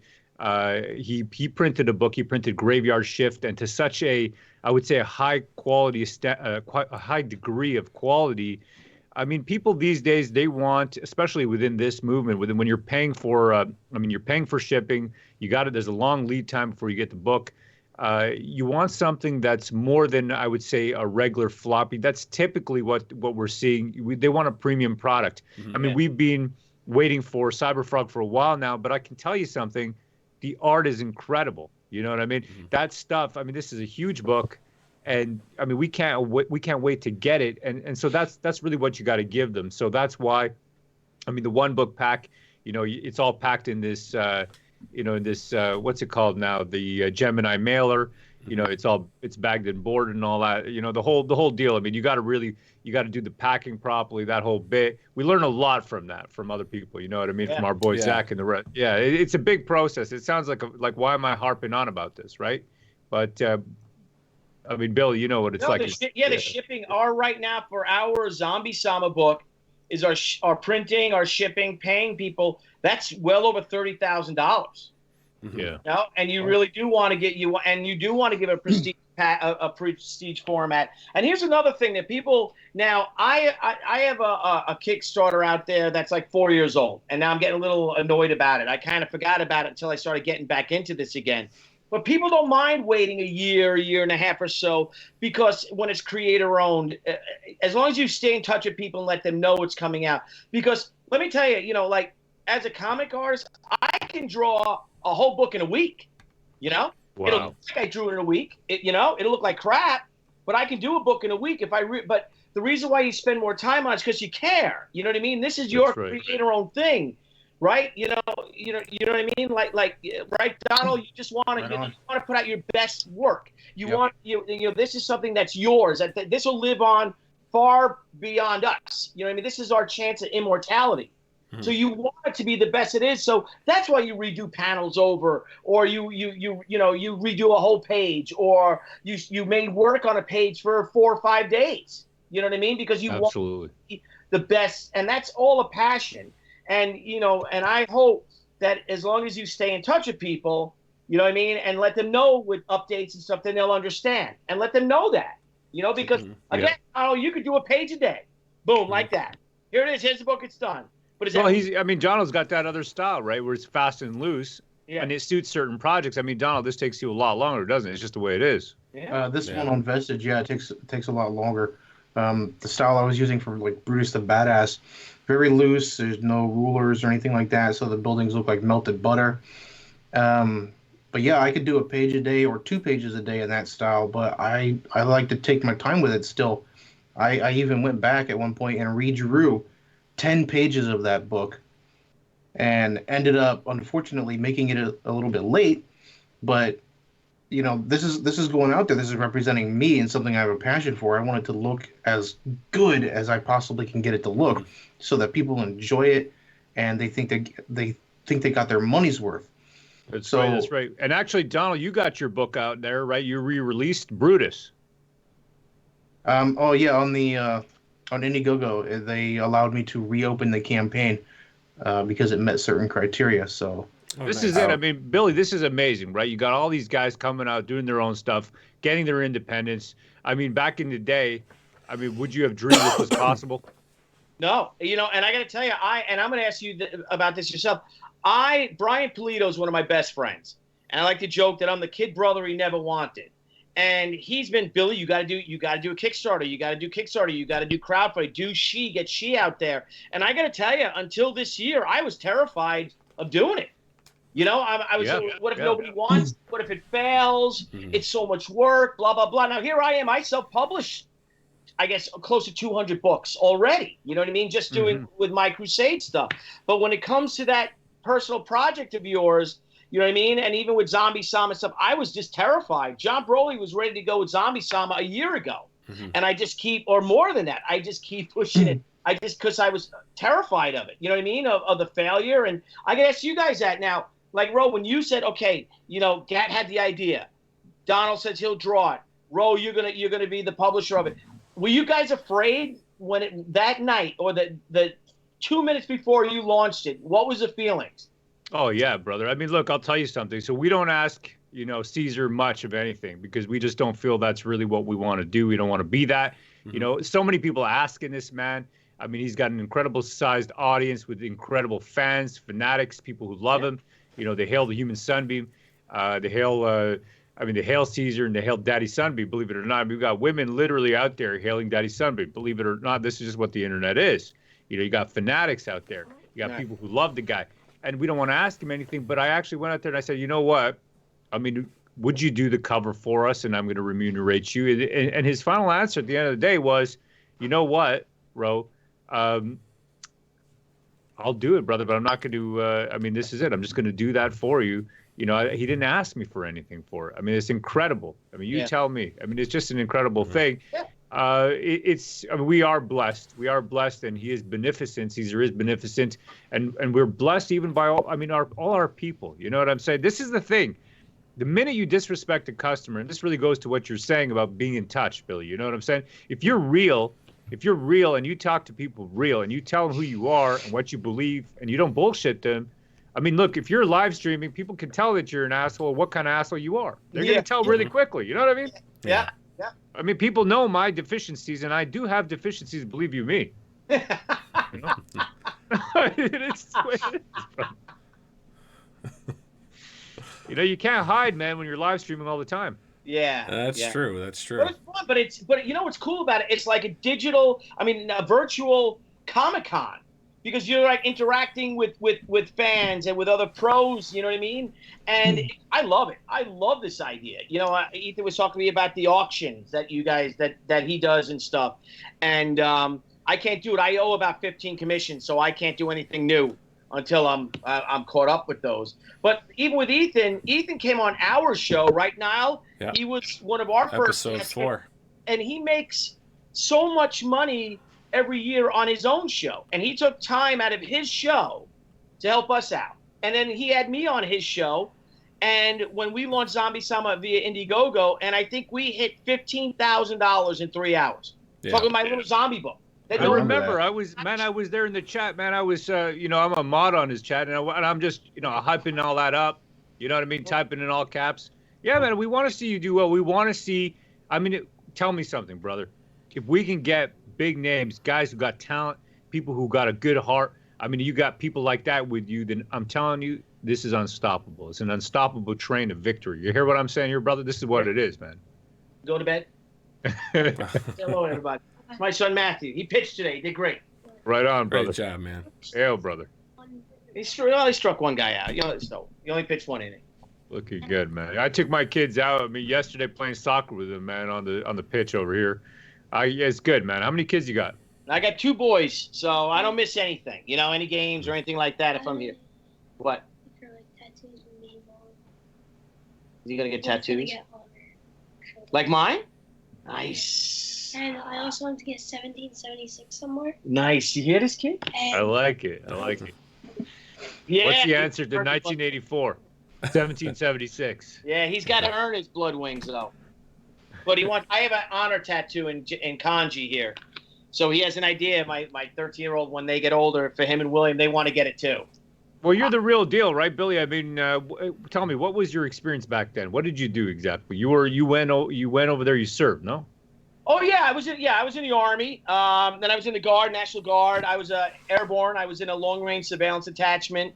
During the Gulf War, when I was in back then, we were one of the few National Guard units mobilized for combat, and we went out to NTC, the National Training Center, in Mojave Desert. I don't know, 5 weeks or so during the war to hunt those mobile scud launchers, the trucks they had, because that's what we did. We basically, well, the romantic thing is you parachute in, you dig a hole, and you watch a road, and then you call airstrikes in from the Air Force or from the Apaches or something like that. So that's what we were doing training for that, because they had those trucks, the scud launchers that were driving all over, in Iraq, raining scuds on Israel and on Saudi Arabia, on our barracks and stuff like that. And they couldn't deviate the Air Force. They're not going to send F-15s looking, flying around the desert when there's, airstrikes. Yeah. So I was real proud of it. I loved it. I really did. If she didn't take off, I would have went career. You know what? While you were over there watching the F-15s and serving over there, I was reading the specs to the F-15s. I used to be into that, man. I'd be reading all the Lockheed and Martin, all that stuff, man. All the specs. I was just into it. I was like a spec hound. You know what I mean? Well, there's nothing like. Well, the things that I loved was the A-10 Thunder bolts, the A-10s, the big, the Warthogs. The Warthogs, yeah. Huge, and they would just fly so slow and come in, and they would just, we call in, I was a senior scout observer, so I had the M14 rifle and stuff, but we had the comm guys, we were teams of 6, and the comm guys would just direct those airstrikes right in that target, and those jets would just come in. And oh my God, you see them and then fire and stuff, and you just feel like, yeah! Yeah. Those are the days, but the Gatling gun going off. Yeah. Oh yeah. Oh, that thing's like, it's insane. And so I got my son with the blood wings. So when I graduated from jump school, it's a big thing with paratroopers going back to World War II is that you get your blood wings. And what your blood wings is that you get the senior airborne instructor or something to punch him into your chest. So I missed graduation, and I went after college. So I ended up knocking on his door. Sergeant Edwards, he was. And he's like, "Hey, Tucci," and I'm like, "What can I help you?" I said, "Well, Sergeant, I'd be honored if you give me my blood wings." And he goes, "Come on in, shut the door," because they're not allowed to do that, I guess barbaric or something. Sure. And he took my wings and put them right here, and he put his hand on my shoulder. He's a big dude. He just went wham and punched me right in the chest. And he said, "Welcome to the Airborne," and it was great. So then you got to peel that. Then you got to peel your BDU with your wings stuck all in your chest. And it's a little thing, and I always wanted to get the tattoo with the blood wings here, but my wife, who pinned my infantry cord on a few weeks earlier than that, and she's like, "It's gonna look like a bug," because it's like, I guess it would look like a bug. So, but that's that. I don't know. Don't have it again. We're getting away from your book. No, don't worry about it, bro. This is interesting to me. When do we get to relax and chill out with the legend, brother? Oh yeah. You know what I'm saying? That's it, man. This is, we are, like I keep saying, but it's the truth, man. We're honored. We're blessed. I mean, holy crap. Think about it. We're fans. Think about it from our point of view. You know what I'm saying, Billy? And you guys got to see, too, now that you guys will be publishers, right? You are creators now. Mm-hmm. There's a lot of awesome people in this industry. It's a great industry to make a living in if you can. It's really cool because you got also this kind of certain sense of fame in a way, you know what I mean? That you go to a bar to Comic-Con and people buy you drinks and stuff like that. And I remember, but then it's not like you're a movie star or anything like that. You can't go anywhere. You can go anywhere you want. But one time some kid came up to me at Disney World and said, "Are you Billy Tucci?" And I was like, "What?" And they're like, and my nephews and nieces were with me. And they're like, "What if someone recognized you?" I'm like, "No one's going to recognize me." And some kid came up to me. It was so fun. And I was like, "Yes, I am Billy Tucci. Yes, I am. I sure the hell am Billy Tucci." But it's great. But there's a lot. But there's a lot of great creators. And like I said, I know you guys have had and I've been looking online while we're talking, like, what the hell is this about? Because I don't know anything about this. And I see like people arguing and stuff. If you guys got together and saw these people, because you know what it's like, people will fire away on their keyboards. Like, oh yeah, brother. Or John Gotti's, as a friend of mine called one guy, but they'll never say that to your face. Well, that's it, man. I mean, look, I'll tell you something. Even with this, misunderstanding, this whatever it is, man, between Mr. Tenaple and us. I mean, the funniest part is, he sent me a message. He's like, bro, look, man, I'm sorry about coming in with a hammer and busting up all the furniture. This is it. It's just stupidity. It's internet stupidity. That's what I like with the live streams. At least you get more of the humanity across. You know what I'm saying? It's not just the text. We all got personas online. We do. I talk in all caps because you got to remember that we're dealing with this excessive, extreme anti-force, out there who they want to deplatform us. They want to literally call us KKK. They want to call us homophobes. They want to call us bigots. They want to call us everything in the book. They want to call us that we're after their very lives when we're not even interested in them. We're just trying to do our own thing. Yep. Well, and we talked about this with Doug as well, right? Nile is, we had Sora Sung on, and Sora has a degree in psychology. And we asked her about this, and she said, so many people are so unhappy, and basically it seems to be the case. They're so unhappy in their own lives with whatever's going on with them, whether it's family, whether it's a relationship, whether it's who's president of the United States that they never believed would have been president. They are so angry and upset with their own lives that they react. And they go after other people that they don't even know, and without a basis. And it's so easy, emails and tweets are like bullets. They are, man. They are. You delete a tweet, but someone's going to catch it, and once it's out there, it's gone. Oh yeah, brother. Look, I hate to say it, man, but this is what we deal in. You know what I mean? We call people out on the stuff they say because at the end of the day, you got to be held accountable to a degree. The trouble is that if people come to you, right, in the spirit of they want reconciliation, then I think you got to give it to them. Otherwise, there's zero ways to go forward. There's just no way to go forward. Yep. And this sort of speaks to the greater societal issue at large, is the divisiveness, these extreme politics, where I honestly believe that they want to pit us brother against brother, son against father, a mother against daughter. They want to pit us one against another so that they can take control. This is how I honestly believe that this, the media and the whole thing they're pushing, it really is a very unfortunate situation. It is. Yeah. It is. Yeah, the media is the biggest enemy. But I'll tell you what, as far as the comic industry goes and what I'm learning through Billy and going to certain conventions and certain things, and my camera just blurred. That was weird. Is that when you start getting to know these guys, and now that you guys have the book, are you guys going to hit try to hit the convention circuits? Because once you start meeting some of these other creators and things, you will see, like Billy said, there's so many great guys out there and so many things, and it's just, I think it gets a little convoluted with the media and what they push versus actually getting out there and really meeting these people. Well, see, Nile, speaking to what you're saying there, we got Fresher Luke question says, will there ever be a Comicsgate convention anytime soon? And Caesar, many times he said that, why would I go to a convention whenever I do a live stream, I got 2,000 people at my convention right now. Mm-hmm. Yeah. You know what I mean? It's amazing, right? Imagine that. My wife would be there, she'd be watching it and she'd be looking at it and saying, man, there's that many people right now. I'm like, yeah, they're all right there watching right now. Yeah. Mm-hmm. Yeah, it's crazy. And you don't have to worry about, the time away from work or the travel. Like this weekend I'm going to this is how my June is, and I took off for the most part of the spring and the winter. I did a few shows here and there, but for the next 6 weeks, next 7 weeks I'm doing 5 conventions, I think. Yeah. Wow. You know what I mean? And then it's like, holy crap. And then it gets tiring, no? Yeah, and that's part of the biz, but what's wonderful about this, and I do love going out. I got to tell you, I don't like missing wrestling matches. I don't like missing baseball games, concerts, you know what I mean? Things that my kids are doing. I hate missing that.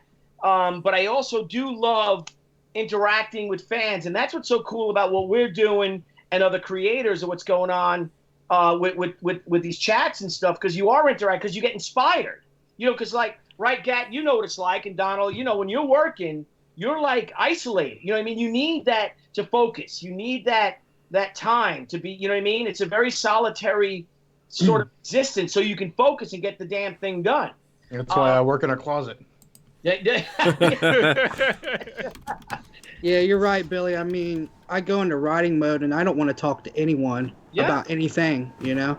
It totally ruins it. If I set my mind to it, I'll get something done. If it takes me literally 24, 48 hours, I will actually get it accomplished, because I hate starting something and not finishing it. I just, at least finishing the complete thought of it. You know what I mean? Because I get involved in this stuff, and then I get involved in the middle of the research, and I get sidetracked. You know, you always get sidetracked writing a story. So then, it kind of leads to something else that you want to include. You got to find a way to fit it in, and then that could go on for 12, 16 hours sometimes. I don't have time to talk to anyone else. You know? Yep. But then you do being cloistered in this existence, though. That's why I do love the Comic Cons, because I get inspired. I saw I was hanging out with Jim Starlin Saturday, George Perez. You know what I mean? And you're talking to you know what I mean? You're talking to these greats, these giants. You know what I mean? And you come home, you're like, yeah, I want to. You come home all geared up to work, but then you're tired from traveling. You know what I mean? So what's cool? But at the same time, you're getting. I mean, I feel like you're the person, the kind of guy that's going to get energy from interacting with these creative intellects. No, and that's actually energizing, isn't it? Absolutely. But I think I could lessen doing the conventions if I can interact with them more like this, because this is like us hanging out. There you go. There you go. Exactly. Well, I mean, if you can get more of a balance, and I honestly, I could see that happening, to be honest, Billy. I mean, this is it. There's people out there.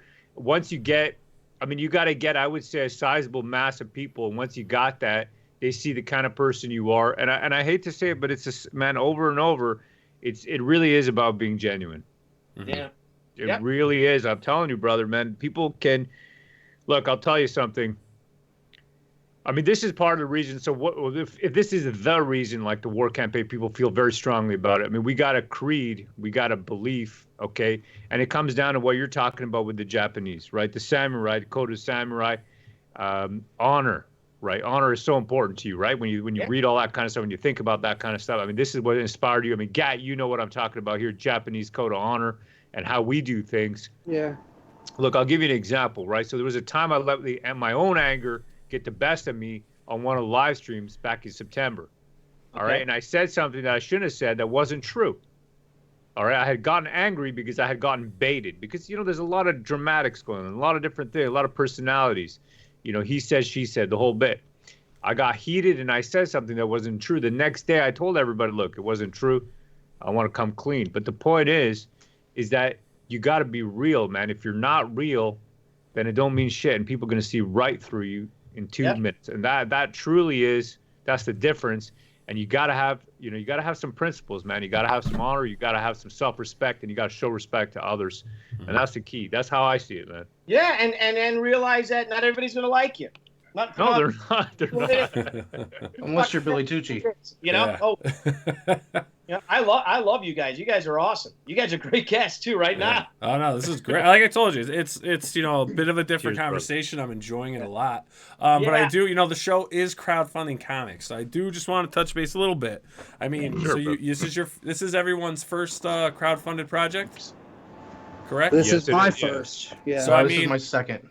I've done crowdfunded projects before, but this is with software companies, so not comics. Okay. So so how are you guys liking it so far? What have you learned? What is something you would want to give advice to in the future? And what are some mistakes that you're like, the next one we do, we're not doing that? I'd say the biggest thing I learned is that it's, the project itself is only half the battle. When you start getting into the campaign, you start thinking about printing, you start thinking about shipping, all of that takes just as much time, if not more time, than the project itself. So you have to be prepared to go for the long haul for as long as you're on here trying to sell your project. There's numerous things. Like, for instance, our biggest problem, and it was a good one to have, was that our highest tier sold out within hours.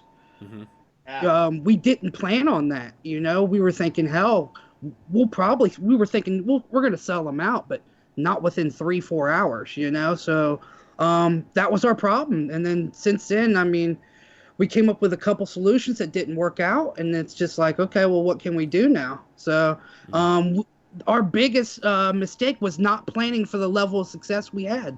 Let's put it that way. Yeah. Gotcha.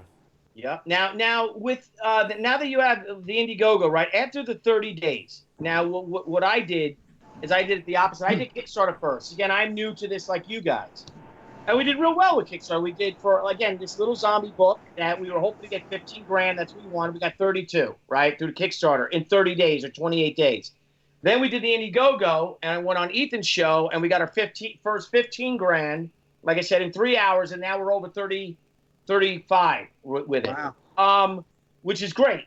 When your campaign ends with Indiegogo, would you guys consider doing a Kickstarter and adding a bunch of those new levels and broaden out and try to get that too? Well, see, right, okay. See, the thing with Kickstarter is that they actually deplatformed, our boy Zach, right, Mr. Richard Mayer, and you got to remember that we're part of this. Look, put it this way.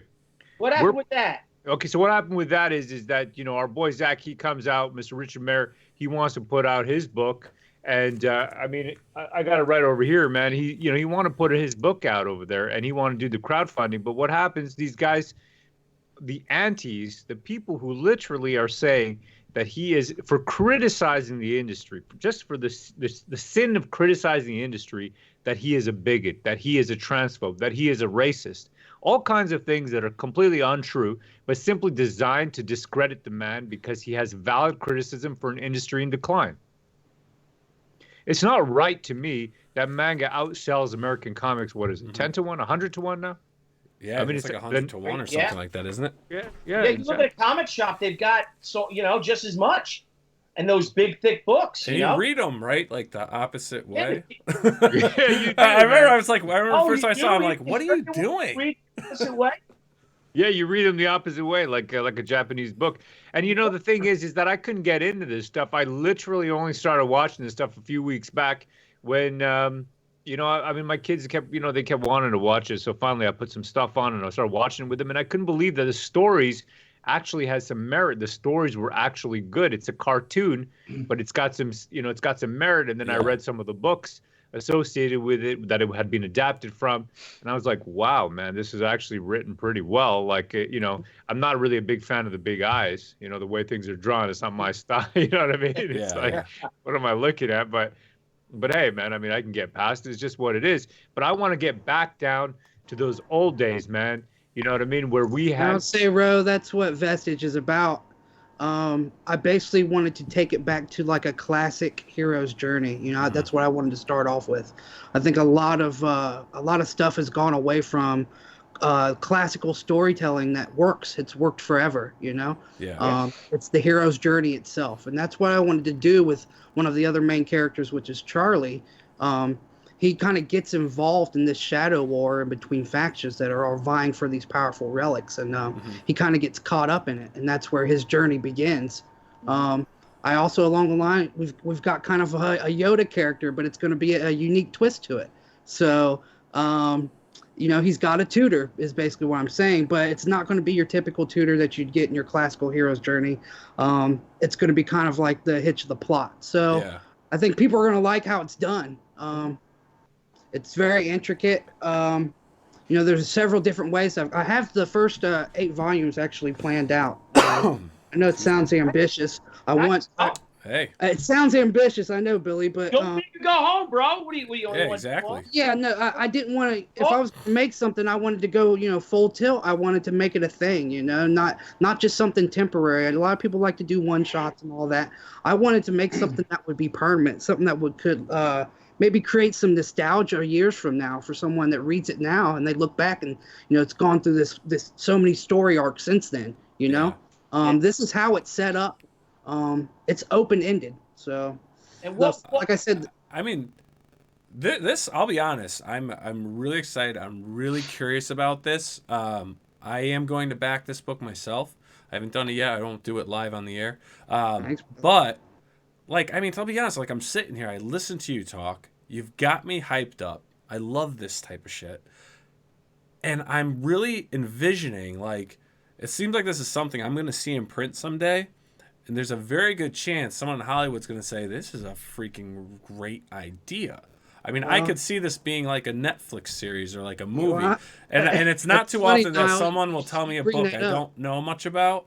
And in my mind, I'm like, that's great. Like, that could be this or that could be that. So, I mean, it's very exciting. And for your first book, man, saying that you have basically, 8 issues you're looking forward to getting done, man, I really hope you stick with it. I hope that this actually comes to fruition, that you don't just stop at 1 or 2 or 3 and you actually take it to the full 8. Yeah, I want to complete this. It's going to be a brilliant story. And it may take a long time. But it will. It will. If possible, I'd like to do 2 a year. Can I ask you, brother, can you tell me a little bit, man, some of these, give me one of these, maybe a Japanese artifact or something like that, that actually speaks to the kind of values that we hold dear to our hearts, brother. Japanese artifact? Well, there are none in the book so far, bro. Right on, man. All right, tell me a little bit about the Japanese stuff, man. There's honor like stuff, a man. sword. There's like a sword called the Muramasa. It's a famous Japanese sword. It's reported to be able to kill demons, right? So this is the type of thing you would be seeing in Vestige. Its specific power would be to kill demons. That could drive the wielder mad. Yes. Too. Yes. Yeah, that's yes. a double-edged sword, It's not really a double-edged sword. Absolutely. Yeah, so these are the type of things I want to do with this book. As you'll see with the main relic that the hero encounters, it's not all that simple as just having a superpower, There's a little something that comes along with it. Nice. Oh, and Ethan said he's going to get us to 100 subscribers tonight. Oh, God love him if he does. Please let him do it. Please. I will say this. When we had him on the show and being able to talk to him off the air and everything, I mean, it's just such a nice guy. He really is. He's a nice guy. And like you said, Ro, I mean, he's, he seems to be willing to help you out, Well, don't ask for too much, but he'll help well, you how out much there. Can one man do? Yeah, I mean, Nile, you tell me, brother, how much can one man do? No, not too much. I mean, they do what you can, and that's about it. I remember what he did with the whole thing when all this stuff started, and then I kind of walked away from it all, so I kind of missed a lot. But he had Mark Wade on to talk. Let's just talk, Mark. There was some things going on when he had threatened somebody or whatever, all this stuff, and they had a very civil conversation. You know what I mean? Mm-hmm. And then when they're face to face, everything was great. And then of course when they're off, you know what I mean? All the all the nonsense. Yeah, and he's like I said, I Debbie and I were out with a bunch of comic friends, and someone said something about Ethan, and she went right into him like, no, that's not true. That's not true. And like, well, this is what I've heard. That's how it ends up. It always ends up like that. No one's ever heard him say anything, but how can you be friends with him? He's anti-Semitic. I'm like, anti-Semitic. His first wife was Jewish. His son's, things like that. Man. It was really strange because people just love throwing words out like that. Well, that's the internet. That's the internet, and that's the perception, and that's where I think I love the passion you guys all have. I love what you're doing. I love the passion of what you're doing. I love how you're focusing it. One thing I do love too is that you do recognize how things can be skewed one way, but you guys keep those blinders on and you keep moving. You don't let it affect you. You kind of take the blows like, all right, you're going to call me that, you're going to call me that. That's not what we are. We're going to keep moving on our path. So hit us if you want, but we're passing through.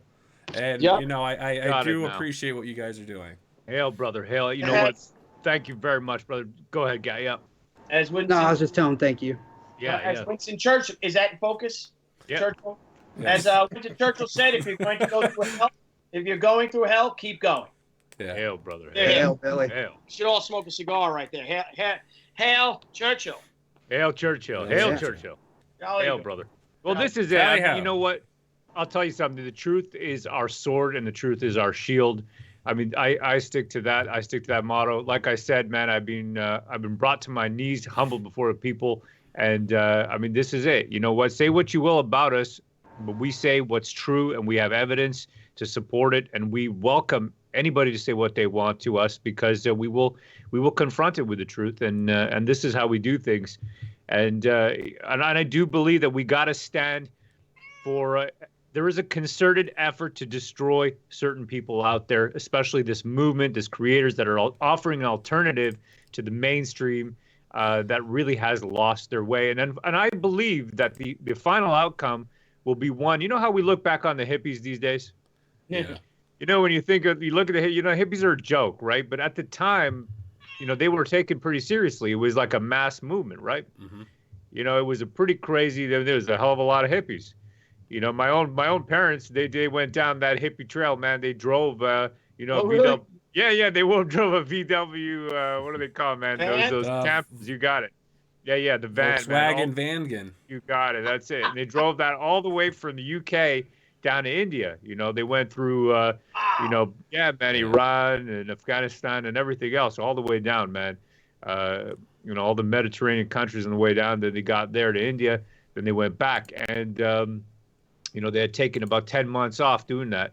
But now, how do we look back and think of the hippies? Imagine how these, what they call social justice warlocks, are going to be seen in the future, right? They're going to be seen as a farce. I mean, this is going to be, what do you think, Billy? I mean, you've been around the block. Well, first thing, that trip that your parents took, that's a damn comic book right there.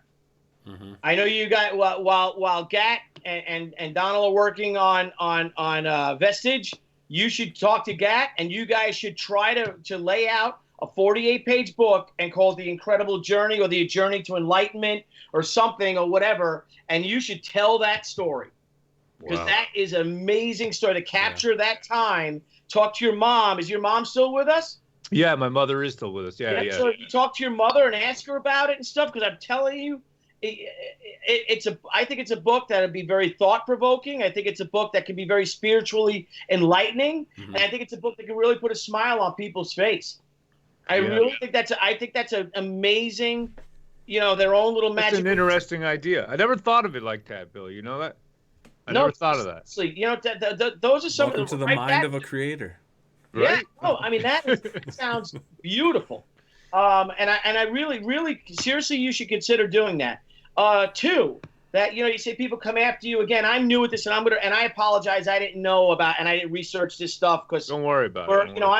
I was up to my eyeballs getting this book done today. But maybe we have you guys on again, and we can talk this out and flesh all this crap out. But you guys seem like real affable chaps to me, right? I mean, you guys, I don't know what the problem. You don't seem like racists or homophobes or like anti-redneck. Rednecks? Have you spoken to Gat? Yeah. That's it. Come on. Watch it, Ro.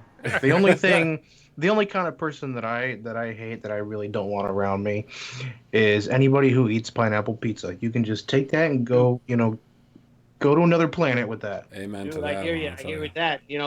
I'm in New York. I grew up in Long Island, lived in the city for 10 years, went to school there. So that's a whole show right there. We should have a pizza party show. Right. And maybe do something with some crappy pizza and burn it, light it on fire, or just throw it in the garbage or smash it or something.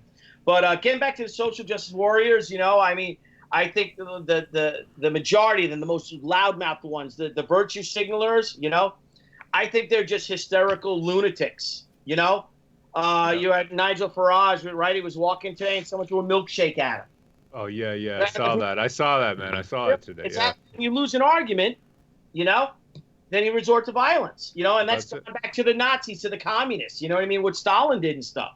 Yeah. It's ridiculous. It's idiotic, It is, absolutely. This is Nigel, right? Nigel Farage, isn't it? Yeah. Yeah, I saw that. You know what? It looks like he's going to win because you don't get your way, just like during the 2016 election, people started rioting stuff, not for an injustice, because they didn't get their way.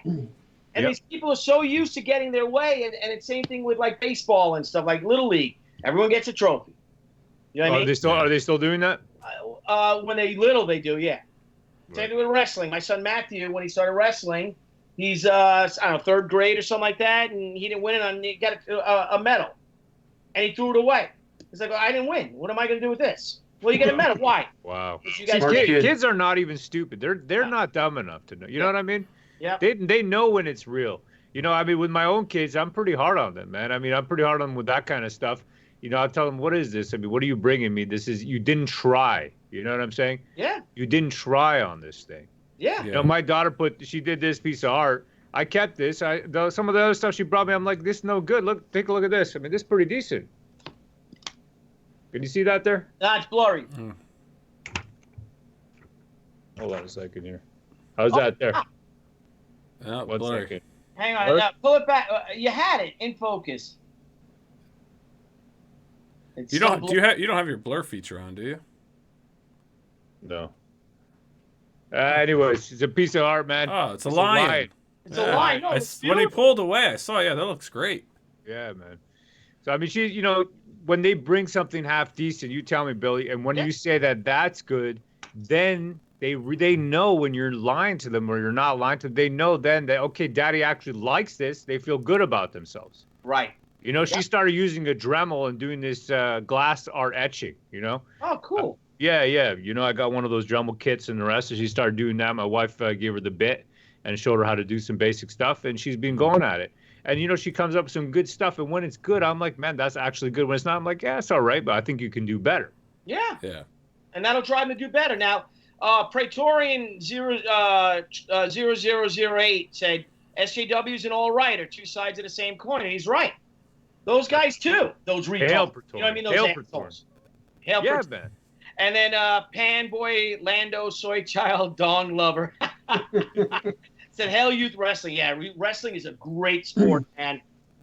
I love it. These kids are so tough, you know what I mean? And they pour their hearts and souls out there. And the cool thing about when you watch wrestling, especially my wife, and then you get to meet these other wrestling moms, you know? And Debbie even wanted to start a Bloody Mary. It's a lot of Bloody Mary club. Because the matches on Sunday mornings, a lot of them and stuff. But the thing is that you're watching your son beat the crap out of another woman's son, or another woman's son beating the crap out of your kid. You know what I mean? Or you're watching these kids, but they got to shake hands afterwards.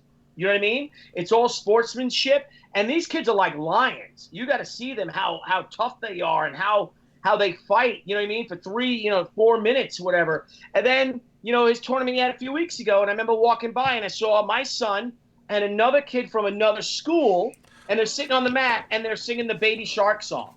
I don't want to interrupt, but he got us over 1,000 subs. He is on live right now, telling people to subscribe to our channel. Hail Caesar! Hail Caesar! Thank you. That's Ethan. phenomenal, Ethan. Man, you could freaking rock. That's just. Oh, I love that guy. What kind of pie should we send him this time? Well, we have a great package for Ethan, to mail him a package. And the only thing I'm waiting for is that we have this great place called Mahowski's out east, out in Riverhead, out by the Hamptons, that makes the best pies in all of New York. You know what, Billy? You know what Caesar needs? You know what Mr. Ethan Vestige needs the most? He needs some loyal brothers. That's what he needs. Yeah. Well, he's got them. That's it, man. There's a lot of things, like a lot of that stuff that happened in the beginning, you know what I mean? With that started, I guess, what started the Comicsgate movement, or all that. It actually was a revolt at the 2015 New York Comic Con. That's a lot where it started. Maybe 2016, maybe 2016 it was, or 2017. I think it was 2017, and that's when the retailers, when someone at Marvel, the PR guy at Marvel said, well, it's obvious to us that retailers just don't want diversity. And that's not true. Everyone likes diversity, but people don't like when you're going to take a character that is, okay, here's an example. The guy from Marvel, and he said, well, Marvel doesn't make comics for the people that are in your stores now.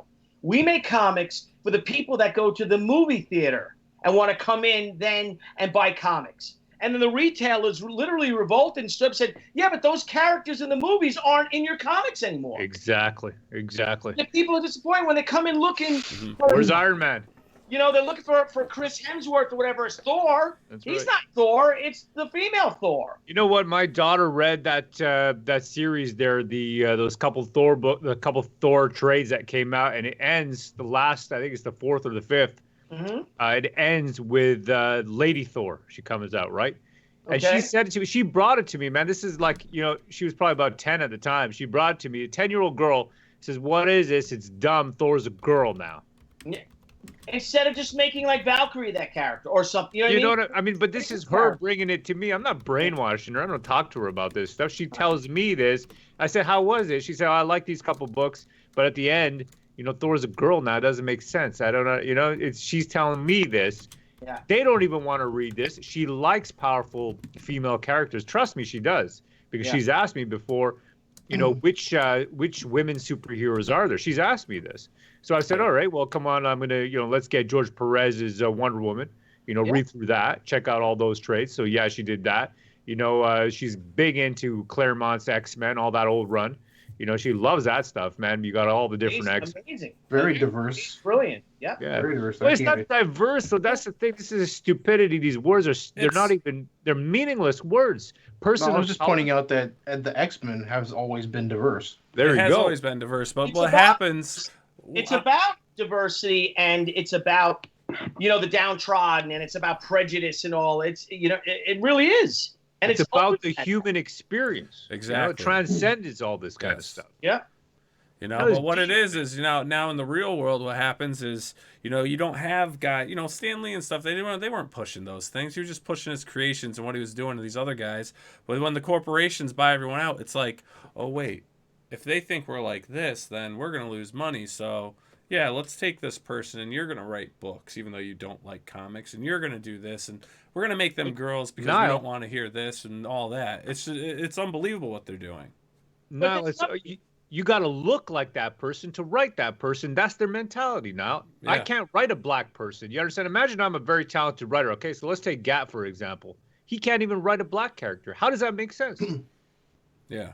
Do we really believe that the lived experience of a man is so significantly different from another man simply by the virtue of his skin color is different? Do we really believe that as a society? Do we really, truly believe that? Is what I want to know. Yeah. No, you're right. And there's nothing wrong, especially with a corporation trying to reach out, trying to get a more diverse audience. But I would feel it's almost insulting. You know what I mean? Like, just tell good stories, create a great character. You know what? When I liked Captain America. I liked him more in the movies than I did in the books. I wasn't really a big comic book reader of Captain America. I was into other characters, right? Yeah. I mean, Spider-Man really was my number one back then, back in the day. But Captain America in the movies, I'll tell you something, man. I loved in that movie. I still remember it was Winter Soldier, right? He's standing up, okay, against the society where he thinks, you know, this is the right, correct action to take. He's a man of principle. You think I gave a shit if he's a white guy with blonde hair? You think I care about that, man? Yeah. I'm looking, you know what I'm saying, Billy? I'm looking at how this guy, what he's bringing, man, what he's bringing to the table, how he's making me feel, what I think is he's doing the right thing. I mean, come on, give me some credit. Give me some credit, please. You're focused on the characters. You're focused on the story. You just want a good product.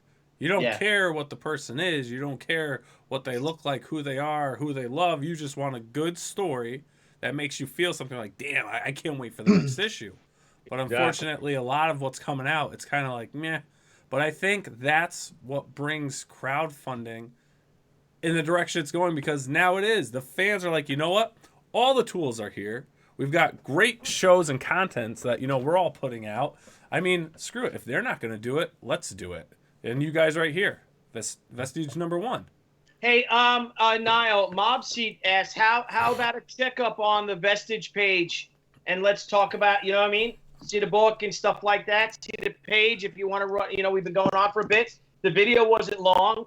You know, maybe we get a little rehash if there's new people coming in to check out their book.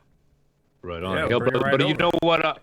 I also want to hear, you know what, Billy, before we run out of too much time, man, I want to hear about this She project, this relaunch, man. I mean, I'm looking for 500 pages, brother. Yeah, no, the 500 pages is the first 20 issues. It's the 20th anniversary. Repackaging all those books as one giant omnibus. And that's going to be crowdfunded? That's going to be crowdfunded. That's in the fall, but we're doing, if I may plug my own stuff. No, I want to hear it, man. Come on, brother. We're fans, man. Show. Yeah, we're doing it's called She Return of the Warrior. And that is depends on when Zombie Sama gets shipped. Again, that hardcover is what's holding us back, which sucks. It just takes longer to do a hardcover to print it. But that's all right. So we're looking at She at the end of June or early July is going to launch She Return of the Warrior. It's a 48-page book. It's part 1. So it's 48 pages. We do that for June or early July. The book will come out by October. Then in October we launch our 25th anniversary, because it is our 25th anniversary.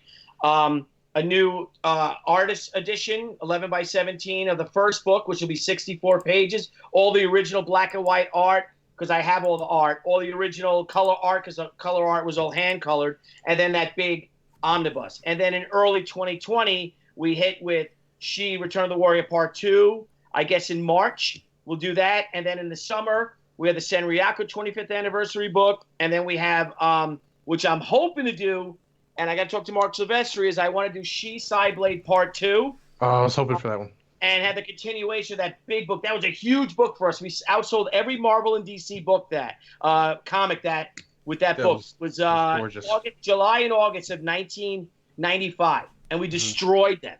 And it was a great series. So I'm hoping, and Sideblade is dead. So, but in She, we have a lot of ghosts and stuff in our books. So it fits perfectly to bring her back. So I'm going to ask Mark if I can license her for a comic. Right on, man. So you got a solid plan for about a year and a half. The next 1 year and a half, right? Oh, yeah, I'm all the way into 2021 with books. So wow. What I love about this, though, is, like I said earlier, when you crowdfund your comics and you have your own creator-owned book, right now, before you guys went on, you were at $44,000. You can't get that unless you're selling Batman, a paycheck from that. So, so the way the future is creator-owned. It is. Like you said, you guys were just some fans, and you were talking down about yourselves. We're just fans. How can we do this comic? You know what I mean? And then Gat's like, no, I'm writing this. We're doing this comic. We're going to do it. And now look at you. You're on the verge of publishing your book, and it's going to be a huge hit. It already is. You've already brought in more money than I'd say that your books have sold, monetarily wise, probably bigger than the top. You're in the top 30, you know what I mean? No, it's incredible. You're outselling a whole bunch of Marvel and DC books now. I know the numbers may not be the same, but if you put your books in through Diamond first, you're not going to be able to compete because of the big two. What they're doing is that they have all these big event books, and they're making retailers order 25 copies or 100 or 500 copies of a single issue just to get a special variant. Well, yeah, I got a guy, he's the one who brings me, so I'll turn on my pull list, right? And I got a guy, Mike, he brings me the books, okay, every 2 weeks he drives over and brings me. He used to own a comic book store, but they got put out of business because of this variant cover stuff. Yeah. All right, yeah, this is it, man. He literally got put out of business for all this kind of stuff, and now he just drives around, and then he hand delivers everything himself. Him hand delivering things and having that personal connection, right? Right. To his customers. That's what you guys are doing. So what's great about this is that people are taking money out of their own pockets to support you. Do you know what I mean? Absolutely. This is a personal connection that they're showing faith in your creativity. You know what I mean? And your, like you said, your ideal, what you want to do, the ideals of the samurai, you know what I mean? You guys are like Wu-Tang Clan, you know? And that's almost, yeah. No, but that's what it's like with Ethan, what it's like with Brian Pulido, with Jimmy Palmiotti, what he just did with Painkiller Jane. He just slammed it with that book. What Doug is doing with Bigfoot Bill, he's close to 200 grand. Yeah, man, he's doing amazing. You know, and it's although that you're interacting, you're putting yourself out there, and it's hard to put yourself out there, right? I mean, you know, and like we said, we hate the hard sell, but your passion is enthusiastic, and that's what helped me with She in the very beginning, because I was a nobody. No one ever heard of me. I never had a book published or anything like that, but I was so enthusiastic about this project that it was contagious, and people started buying this book. And this is exactly now you have a platform to reach thousands of people all at once. You know what I mean? Via this internet, through YouTube channel. You know what I mean? And go with it, run with it, get yourself out there. Tell that story, Ro, about your parents. Interview your mom, have your mom on camera, and let my mom on camera. Well, there's a great thing called Italian American. And Martin Scorsese did it, and he filmed his parents over a Sunday dinner. You can just Google it. Italian America, you can watch it. It's free. You'll see it online. on YouTube. It's probably on YouTube. But you should do that with your mom and have this story. Sit down with your mother and have the camera rolling and just ask her about that adventure. And and then you'll see the rekindling of the memories in her eyes. You know what I mean? And then you have that, and then you sit down with Gat, and then you guys write that damn comic. Tell that story, because that's a beautiful thing. That's what people like. You know, I have a friend of mine who put out a comic, and it's this sci-fi Flash Gordon Star Wars type thing, right? It did pretty good with the book, but he has another story that his father was escaped from a concentration camp and escaped from I guess he was in Poland, or he was in the Soviet Union, or maybe he ended up like fighting with the Italian army against the Germans after they turned. You know what I mean? Yeah, and it's a story of his grandfather who escaped near death out of Auschwitz. I think it was Auschwitz even. And I'm like, Mark, why don't you tell that story? Oh, I got my other story. This is about, like, no, people don't want to hear. I'm like, no, people do want to hear that. Tell those true life stories. Because like I said, we're writing history, right? Gat, you're using history from 500 years ago. Yeah. You history. You got incredible history 70 years ago.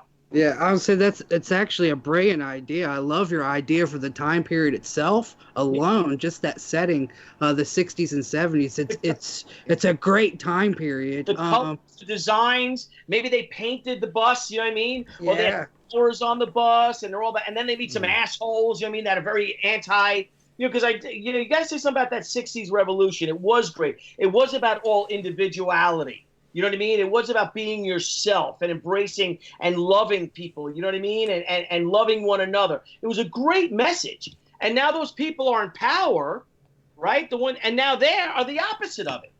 Yeah. There is no individuality. You can't be an individual. If you don't conform, you know what I mean? Then you're cast out. Well, that's the irony, right, Billy? I mean, these are the same people. Same people, right. The same people. So if you disagree with them, you don't fall in line with their way of saying or their speak, then you're shunned.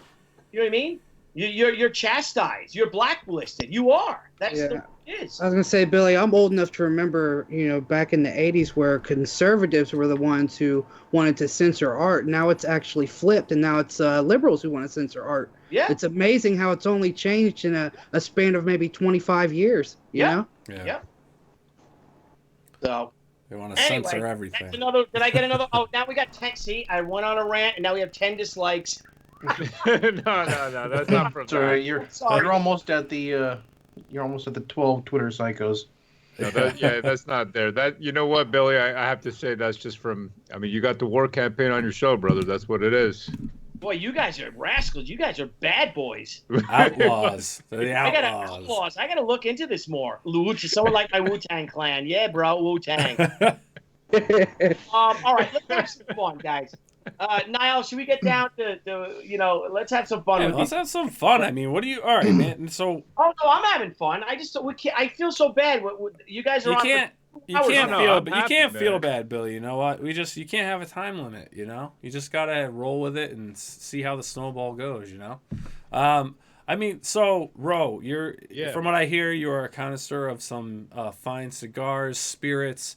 I mean, what are you doing, man? Besides, growing your campaigns, doing your stuff. I mean, what are you doing when you're outside of the world of comics? Let's see here, brother. I mean, I got the kids, right? I got the 4 kids. I got my wife, the house maintenance, that kind of stuff. Man, I got to change the snow tires on my cars. You know what I mean? I got to get that kind of stuff, brother. Yeah. You know, what else I got going on, man? I try to still spend some time with the kids, believe it or not, even though I spend a lot of time online. I teach them. I mean, this is it. Even last year I remember my daughter was under the car with me, and just basic stuff, man. Changing the oil, changing the brakes, just basic stuff. But I think it's cool to get them to know, so that they know all about that kind of stuff. I mean, for my own vices, what I like to do to enjoy myself, I would definitely say I'm more of a drinker than anything else, and a smoker, of course. I smoke. I got 2 favorite tobaccos for my pipes. That's Solani, white and black. That's number 763. Oh, wait a minute. Wait. I want to write that down. Yeah, check this one out, Billy. This is, man, I'm telling you, this is probably I would say my number one, definitely. That's a Solani, Solani, white and black, number 763. Number 763. Now, what kind of flavor is that? Okay, so this is like an English blend. Okay, it's an English blend. I would say that it's got some Latakia in there, but it is not overly powerful. It's really, I mean, it's considered a premium tobacco, but I buy it from Vermont, right? So even there, I pay about $12 for a 50-gram tin. But this stuff is, I mean, if you like you like English? Yes, English I blend? do. Yes, Yeah. I do. Then you're gonna love. I mean, do you smoke what kind of English blends you like? I like the Black Cavendish. Yep. That's Fine tobacco. my favorite. I don't like the fruity shit. I don't like. Man, aromatics are not my style. Exactly. Yeah, exactly. that's my favorite. It's and I get a sore throat. All that flavored shit is all chemicals. It's Well, crap. that's it. Aromatics, I can't stand aromatics, brother. I want to taste the tobacco, man. That's what it's about, So Sierra Whiskey just said, "I've never seen Ro wearing this much clothing." Is this a true thing or is this fun? No, Well, then again, the picture you sent me, I don't think you have a shirt on. No, it's because you know what? When we launched the campaign, I started it out wearing a bow tie in the bubble bath. I was just drinking some fine Canadian whiskey, right? Alberta Springs, 10-year-old, and relaxing, man, in the bathtub with my cousin. He was also wearing a bow tie. Billy, this is the internet, brother. It sounds crazy, but it's normal, if you know what I mean, on the internet. Yep. Yeah, trust me. No, that's not normal. What about your cigars? I love my Robusto number 2. Oh, yeah? Right, my Habanas. And I gotta tell you, I love these little Monte Cristos. Those are good. I love the Habanas. I love the Habanas because they don't use pesticides there. No, And that's why you don't get a sore throat. That's why everybody likes Cuban cigars. I'll tell you something, man. Cheap Cuban that surprised me. Okay, it's a short filler in there. So I mean, usually you would just look past it. You'd be like, you know what? I ain't gonna smoke that. Cheap, man. But the taste, I don't know what the tobacco, the taste itself, Troya, right? Troya. Really, yeah, really cheap stuff, man. Short filler in there, but I mean, it's delicious. I'm surprised with it. So yeah, it's a Cuban. It's Troya. It's called. But I mean, stuff that surprised me, I would say probably like a CAO. Yeah, man, I'm telling you, like a Maduro, right? A Maduro wrapper, CAO. I can't remember the rest of the details on it, but it was a Maduro wrapper CAO. I was pretty surprised with that. Yeah, man, I mean, this is it. I like to, of course, Cohibas, all the rest. I smoke typically, I would say a cigarillo in the morning, or a cigar, but then I usually follow it up with my pipe. I just try to stick to smoking in the morning. I don't like to continually smoke during the entire day. And while I'm drinking my coffee, getting loaded, getting ready for work, and then at night, usually, sipping on some fine scotch and chilling with my brethren. We have the finest scotch and the finest brothers and the finest sisters in all of Comicsgate with us here at the War Campaign. So, I mean, what else do you want but to be ensconced in the arms of your own brethren while enjoying what the world has to offer with fine tobacco and fine scotch. Indeed. So we're going to have a show, a Stem and Stein Club show, where we're going to have a Stein, a beer, or a stem, you know what I mean, or a cigar stem, or a pipe stem, and we're all going to talk about this. So I will let you know when we get to that. Now, boys, Gat, you smoke too, or Donald, do you? No, I don't. Pipe or a cigar? All right, well, you guys can't be on it. Sorry. I do smoke. I can get However, I drunk. like to roll my own Billy. I'm not a fan of tobacco. I like a little bit of the reefer. I was gonna say, like I to didn't roll think my he own was a cigars. tobacco smoker. You know what? I never tried in my life, and my wife either. Never tried pot once. Never tried it. It's something I'm not I against picked it. up I'm as not a a person. kid, and it's I don't know. It's actually most people say, hey, they just want to get high. I actually like the taste of it as well. I roll it in cigar paper, so I mean, I basically smoke cigars too. Like I said, just my own special flavor inside. So. Oh, Special Gat blend. of the Reefer Madness. Hail. Well, I remember there was one time, Billy, that Gat started running low, and I could feel through the internet his creativity being sapped. Oh. And then he went out there. That's true. Yeah, he filled up his bag, came back, and man, he was reborn. I'm telling you, brother, it was incredible. For me, it just makes me feel I feel like a fairy when I smoke weed. Do you know what I mean? Yeah, I always felt really lethargic, and then like lethargic, but my heart would be racing, and I'd always be like, "Everyone, is everyone else's heart racing right now?" Oh, yeah. But I would just be sitting there. I'm afraid I get paranoid. I find a good, like, you know, if I'm kind of hitting like you know, if I'm drawing and working on something, and I kind of have that whole block, you know, there's nothing more inspiring than a little drink. Then all of a sudden there's like, but you can't have too much, you know. You gotta get that right point where you're like, oh yeah, and you're like inspired, and you're going at it, and you're breaking leads, and you're erasing, like, oh, this is great. And I love that point. But then as I'm doing that, I'm like, I need another of that. Oh, and then next thing you know, I'm like, next thing you know, I'm just watching the TV at my drawing table, and I'm like, oh shoot. I know exactly. You know what, Nile, in programming, there was an executive at Microsoft called Ballmer, and they used to call that the Ballmer peak. It was when you were just lit up enough that you could actually be at your creative and your most productive.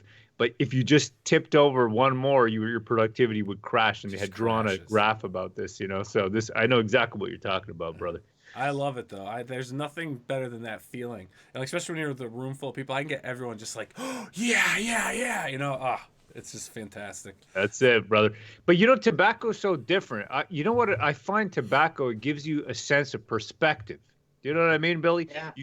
You get that. Mm-hmm. You know, sometimes, you know, when you're thinking on a hard problem, or you feel like maybe your temper's rising and you're angry or you're upset about something, you kick back and you smoke. I honestly believe that it's a purgative for the soul. You know, to sit there and have a smoke, and then to get into that smoke space where you step back and you gain perspective about your life and about, you know, what am I doing and why am I doing it? And maybe it's not that important. I should just take a breath away from it without having your wits leave you. Yeah. Well, I mean, as an cigarette smoker, you know, whenever you got stressed to this and that, anyone who smoked, I mean, you had a cigarette and it was like, everything was like, all right, yeah, that's not a big deal anymore. Or you get pumped up. So there is a calming effect too. The nicotine and tobacco. I mean, I don't get the same sense with like a cigar or anything of that nature. For me though, it's a different kind of calming, and I think it's more of what you're talking about, you know, because it's just kind of it's a relaxing process of just inhaling it in, watching it blow out. It's almost like a deep breathing meditation type thing. And then you pair that with good company like we have, and you know, a nice scotch or whiskey, whatever you're into. I mean, nothing's better than that. Yeah. No, man, nothing at all. Break out one of these bad boys now. Well, all right, reefer addicts, you guys. If I may ask, have any of you guys just curious about this? You guys believe in UFOs, Bigfoot, or ghosts? Have you ever seen any when you're all high up? Little Sasquatch up there in Canada. I don't believe in ghosts, but I believe in watching ghost shows. They're hilarious. So when you take pot, you don't see any ghosts or anything like that? I haven't. I never have. You take pot? You don't take pot, right? What do you? I smoke it. Oh, you smoke pot. Sorry. It's like it's a suppository. I do believe Take pot. I'll say this, Billy. I think it's possible that there is some type of alien life out there.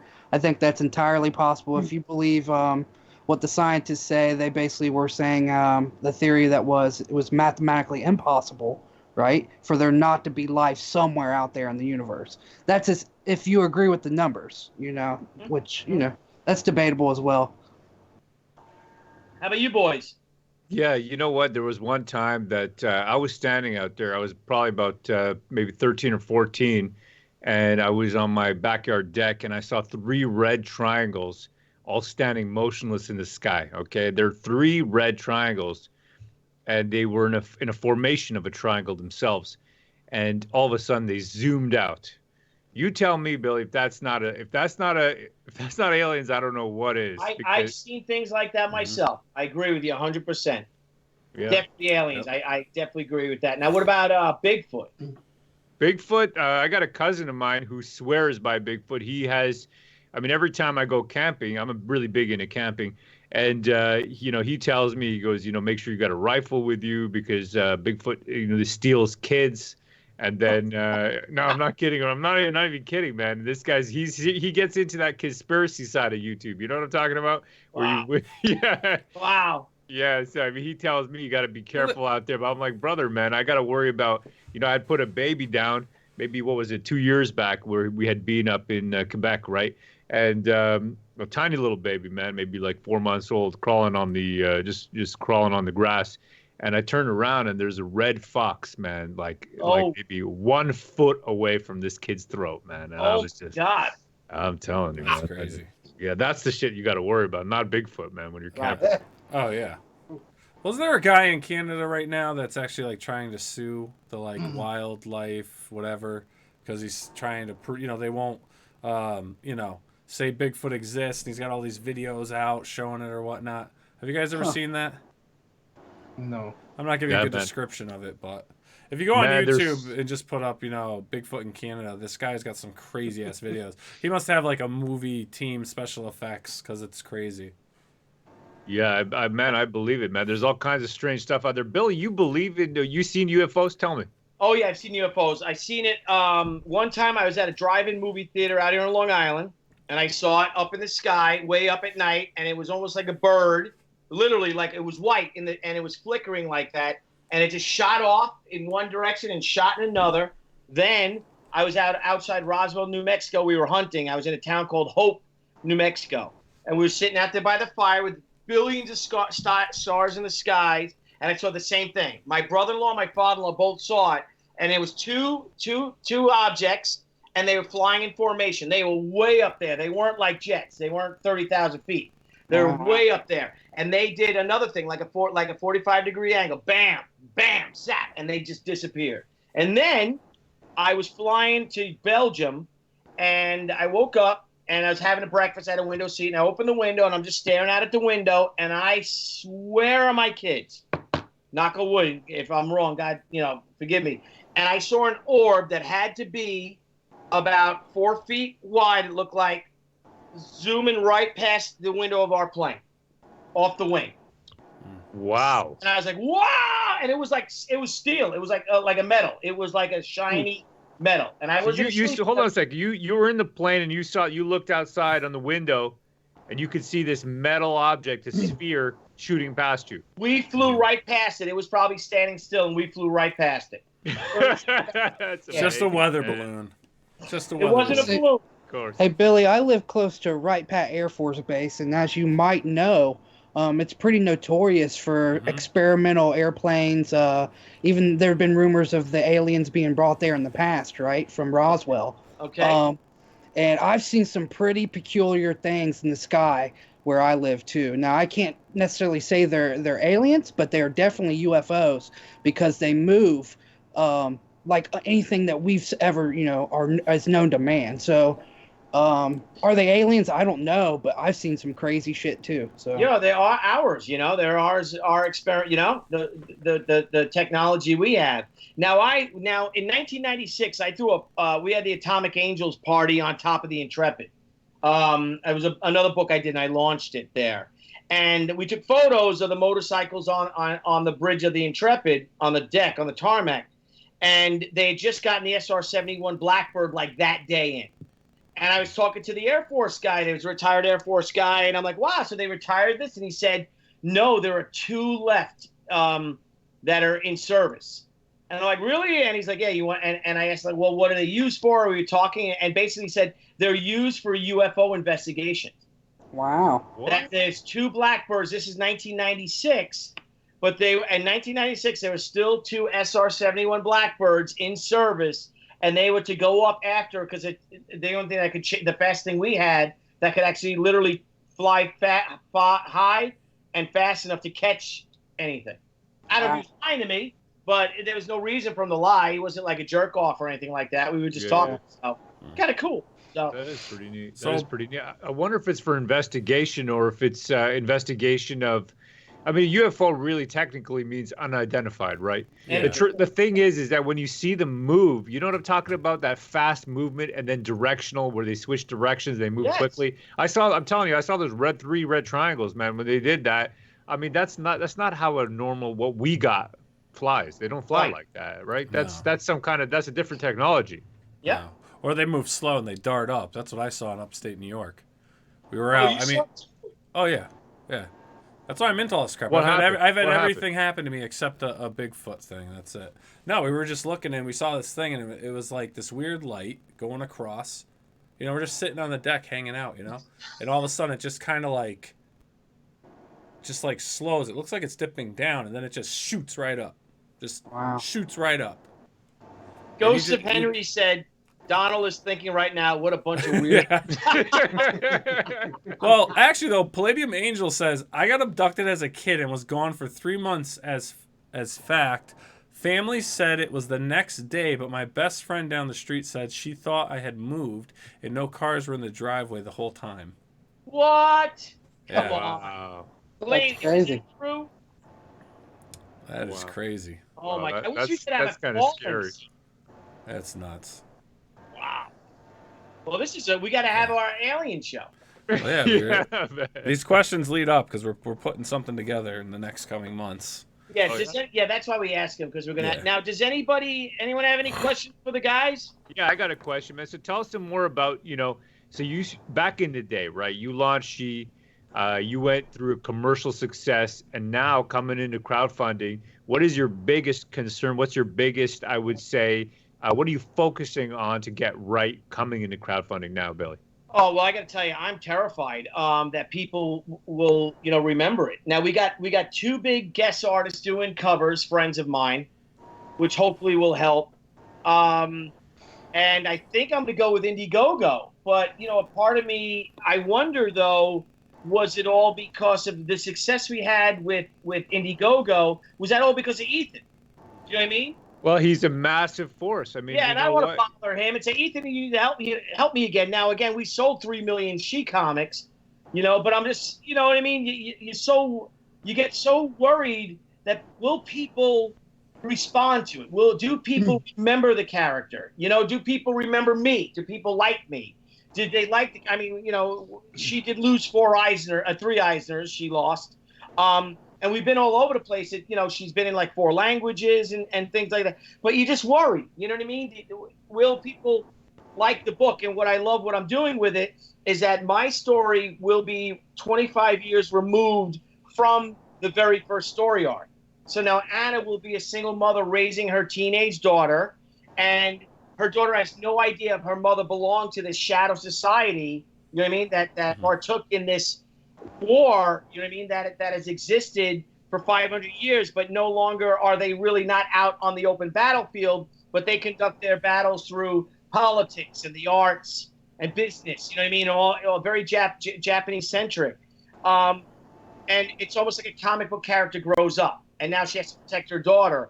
And her husband was a police officer that was in the story, but he became a vigilante, and now he's in jail because he couldn't let it go, sort of thing. So it's all her isolated. So, I got to tell you, I'm really fearful because this is what I want to do. I would love to do some more work for DC. I did a Wonder Woman thing earlier this year that'll be out for Christmas, and I love doing it. But my passion is really with my own creator-owned stuff. And I think that's also what's best for my family. Because also, like with Zombie Sama, we've raised $67,000 for the zombie book. You know what I mean? Right. In a sea of zombie books that no one really knows of. And that's encouraging. And I love that people did that. And I just hope I could do the same with She. You know what I mean?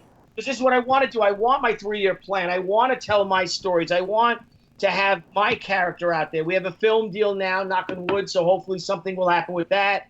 I don't want to get ahead of myself with that. But hopefully people will respond. But like I said, it's terrifying. I know I won't sleep the night before it launches. There's no doubt. Yep. Yeah, I mean, look, we got Eric Huffles in the chat. Eric Huffles, I think. Hail, brother. In this day, losing an Eisner is an honor. Well, I lost 4 of them, so I guess. No, it's true. That's I mean, far when you honors. look at, when you look at, who won, or I mean, it seems to me at least it's not really merit oriented these days. At No, least. I think Greg Pak won, and he's great. I think Greg is great. We had 2 Batman stories up against 1 Captain America story, And I think, well, I like to tell myself that DC fans were split, but I really wanted to win that last one because it was a story about my kids, and it was called Trick for the Scarecrow, and it was Halloween. It was how two boys turned the tables on the Scarecrow because he had stolen their Halloween candy the year before. And the thing with Scarecrow was that it wasn't the size of the crime; it was just the fear factor of it all. So he didn't mind scaring kids. And these kids tricked him, and they end up tying him up and using his own fear agent against him, and they were both wearing their Batman costumes. But like, cool. You know what I mean? And Batman again has to come and save. Batman has to come and save the Scarecrow from these two kids, you know, because with his fear toxin and just is terrifying him more and more. And they're just telling him, you know, and the kid and he just one kid's dressed as Batman, Brave and the Bold, so he sees him. And the other kid's dressed as Batman for the movie, and he sees him, and it's real terrifying for him and stuff. It was fun. It was a lot of fun, and I know, you know, that my kids would have loved that if they had won that. And the other ones I didn't care because again, it was great to be nominated, but man, I really want to win that last one. Oh, yeah, brother. Yeah. You know what though, man? I think honestly that I think you're onto the right track. I think you're out there now, and I think people do respond to you. I know that when you were on Mr. Ethan Van Sciver's channel, you know, you did. I mean, your personality, man, it comes across really well on video, and that it really works, man. That's what this is about. You know, you come across well, and I mean, you're obviously incredibly talented. I would honestly say that if you can't do it, nobody can, brother. That's how I see it. Well, you know what the scary thing is, and I gotta tell you, is that a lot of people like people have told me, you've got to denounce this, or you got to embrace this, or you've got to you have to publicly say something, stand up about, or not stand up. I've never not stood up. You should get into this and talk about this person, or you should say that. And I'm not like that. You know what I mean? I would say, you know what, Billy? I mean, I would say just don't bother with this nonsense. I don't, because it's nonsense. Yeah. Anyone has a problem with me, you say it to my face, and I'll tell you to your face.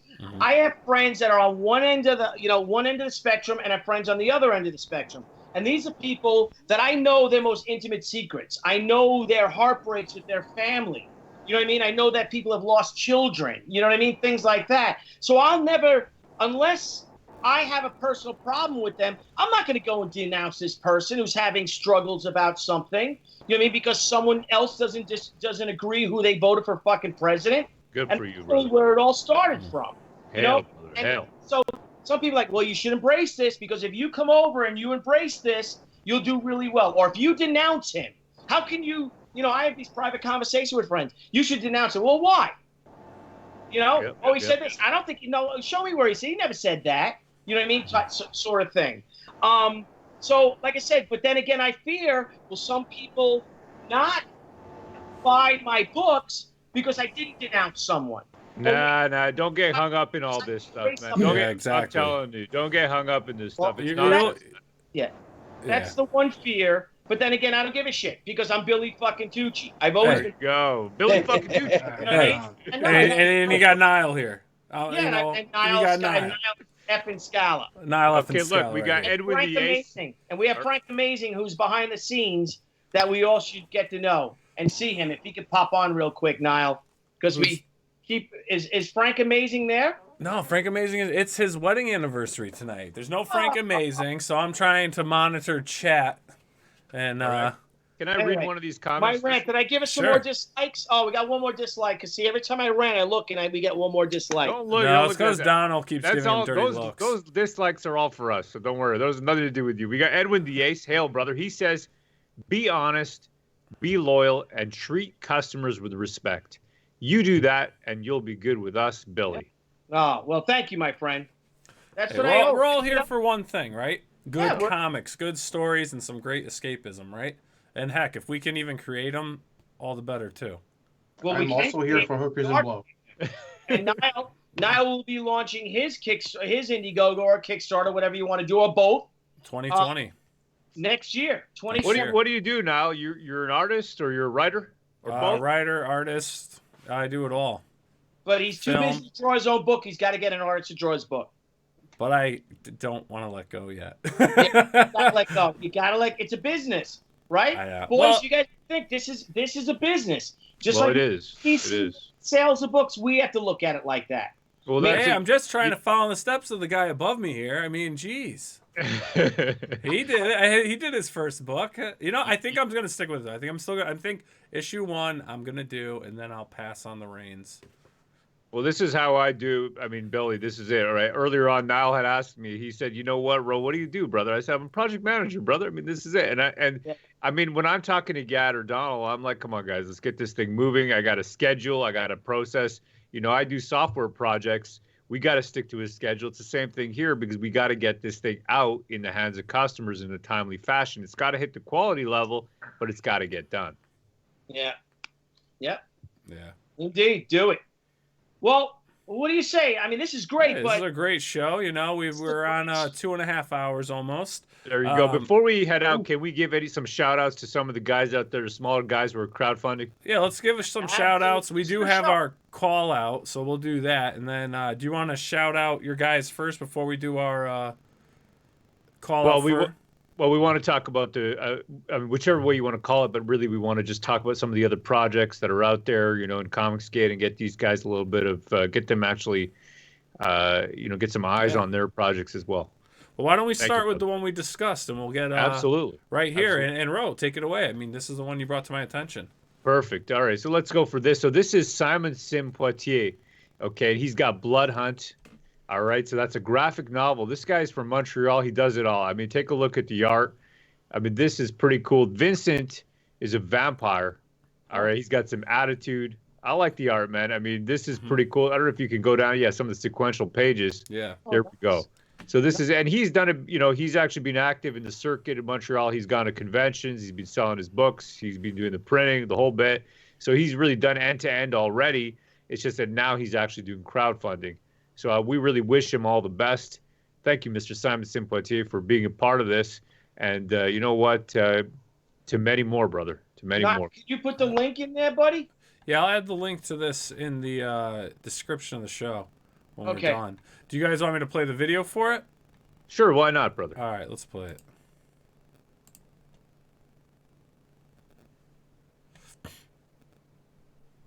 Hello, and welcome to the Bloodhunt project. Bloodhunt is the story of Vincent, an elite assassin who takes a bit too much pride and pleasure into what he does. He's got it all. Style, money, notoriety. And he also happens to be secretly dating his current boss's daughter. Thus betrayed and sent into his death in the guise of a simple job to take out an old man who happens to be an elder vampire. Now, awakened as a vampire, he discovers a world hidden in plain sight, a world of the supernatural, as he seeks to exact vengeance on the one responsible for his death.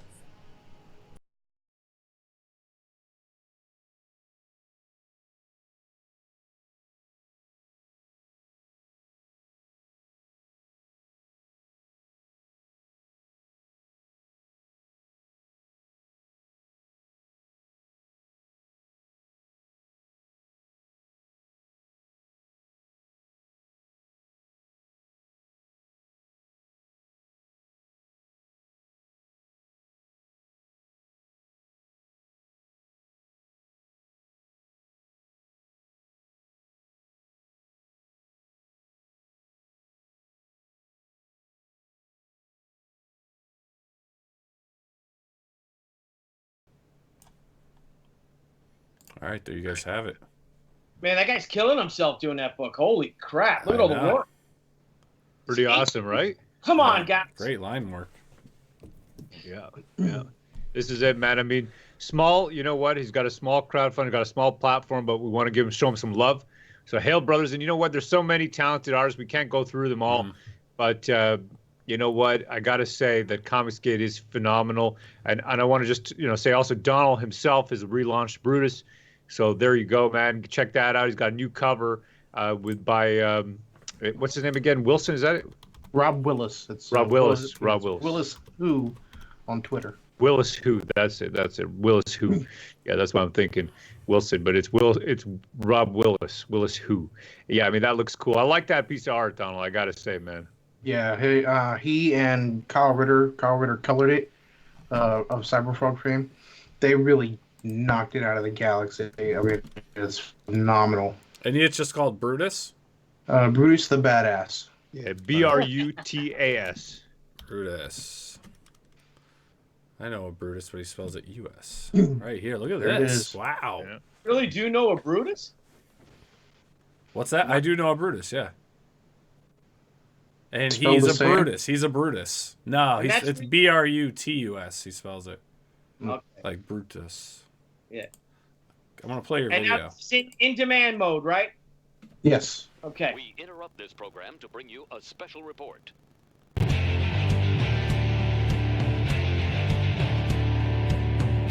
Brutus is an intergalactic bounty hunter whose memory has been wiped clean. He and his friend Gideon, a robot who thinks he's human, are hunting down their latest bounty when Brutus's past finally catches up to him. Brutus the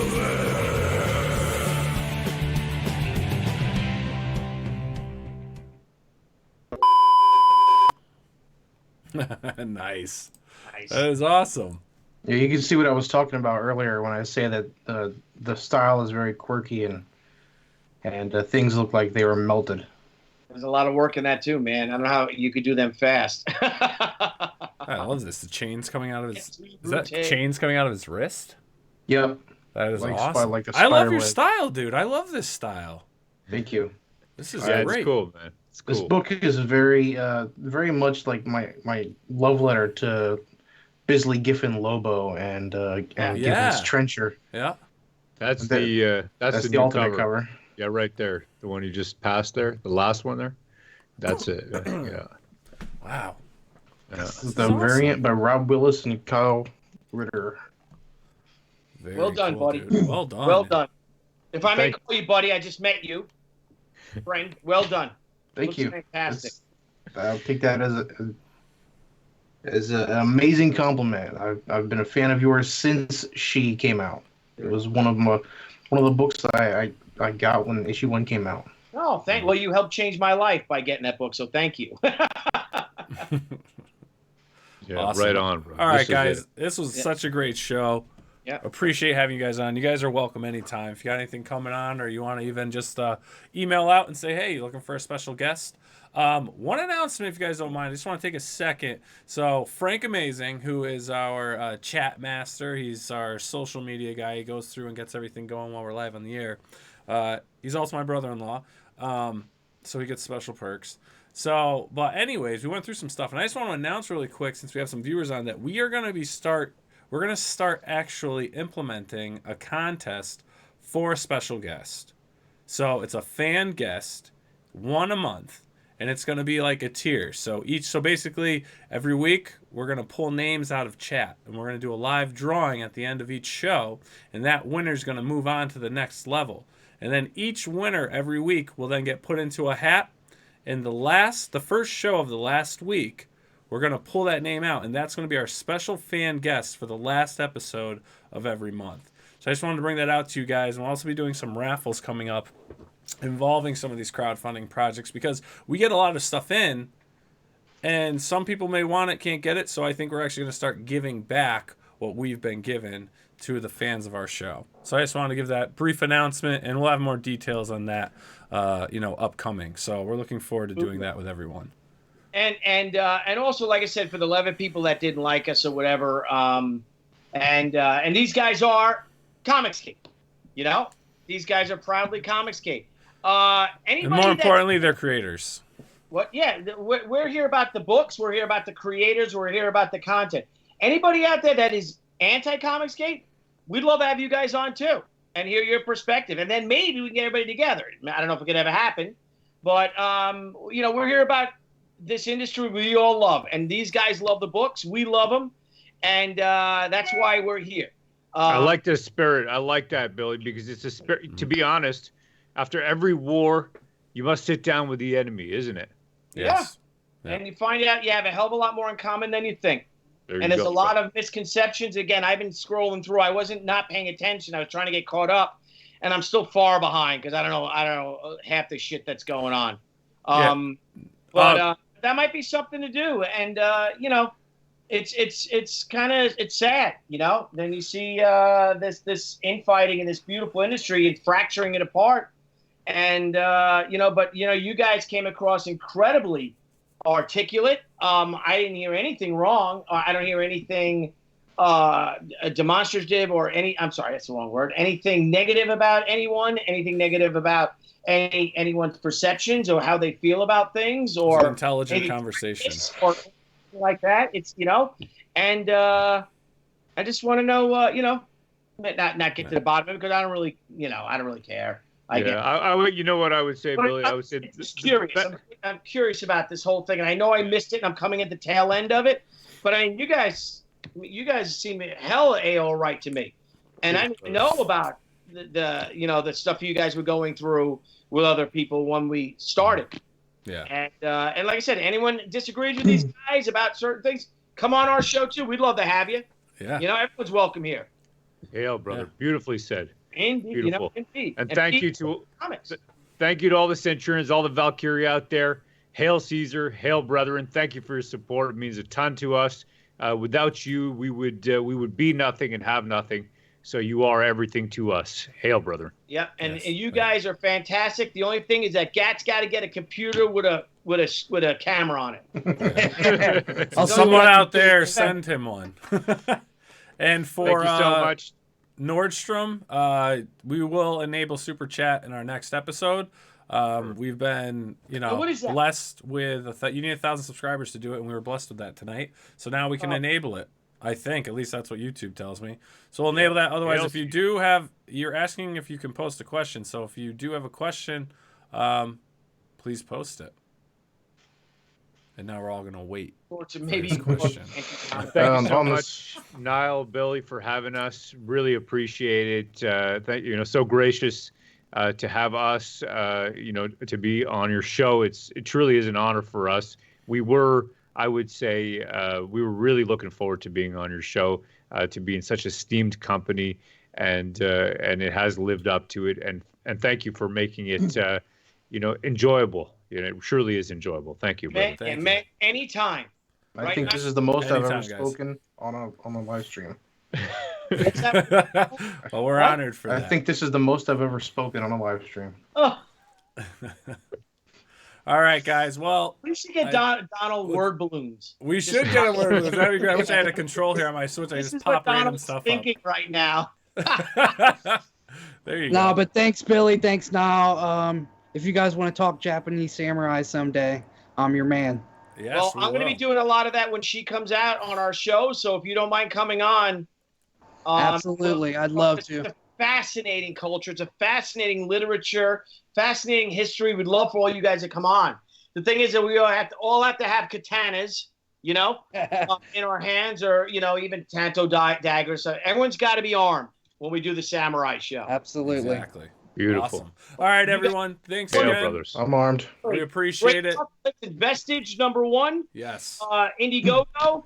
You guys are awesome. You guys were great guests. I learned so much today. Really educational. Thank you to you guys. Thank you, EBS and his Centurions for coming on and making us over 1,000 people.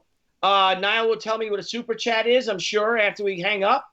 But thank you guys. This is just I'm over the moon that you guys gave us 1,100 plus subscribers. Thank you, Ethan. Yeah.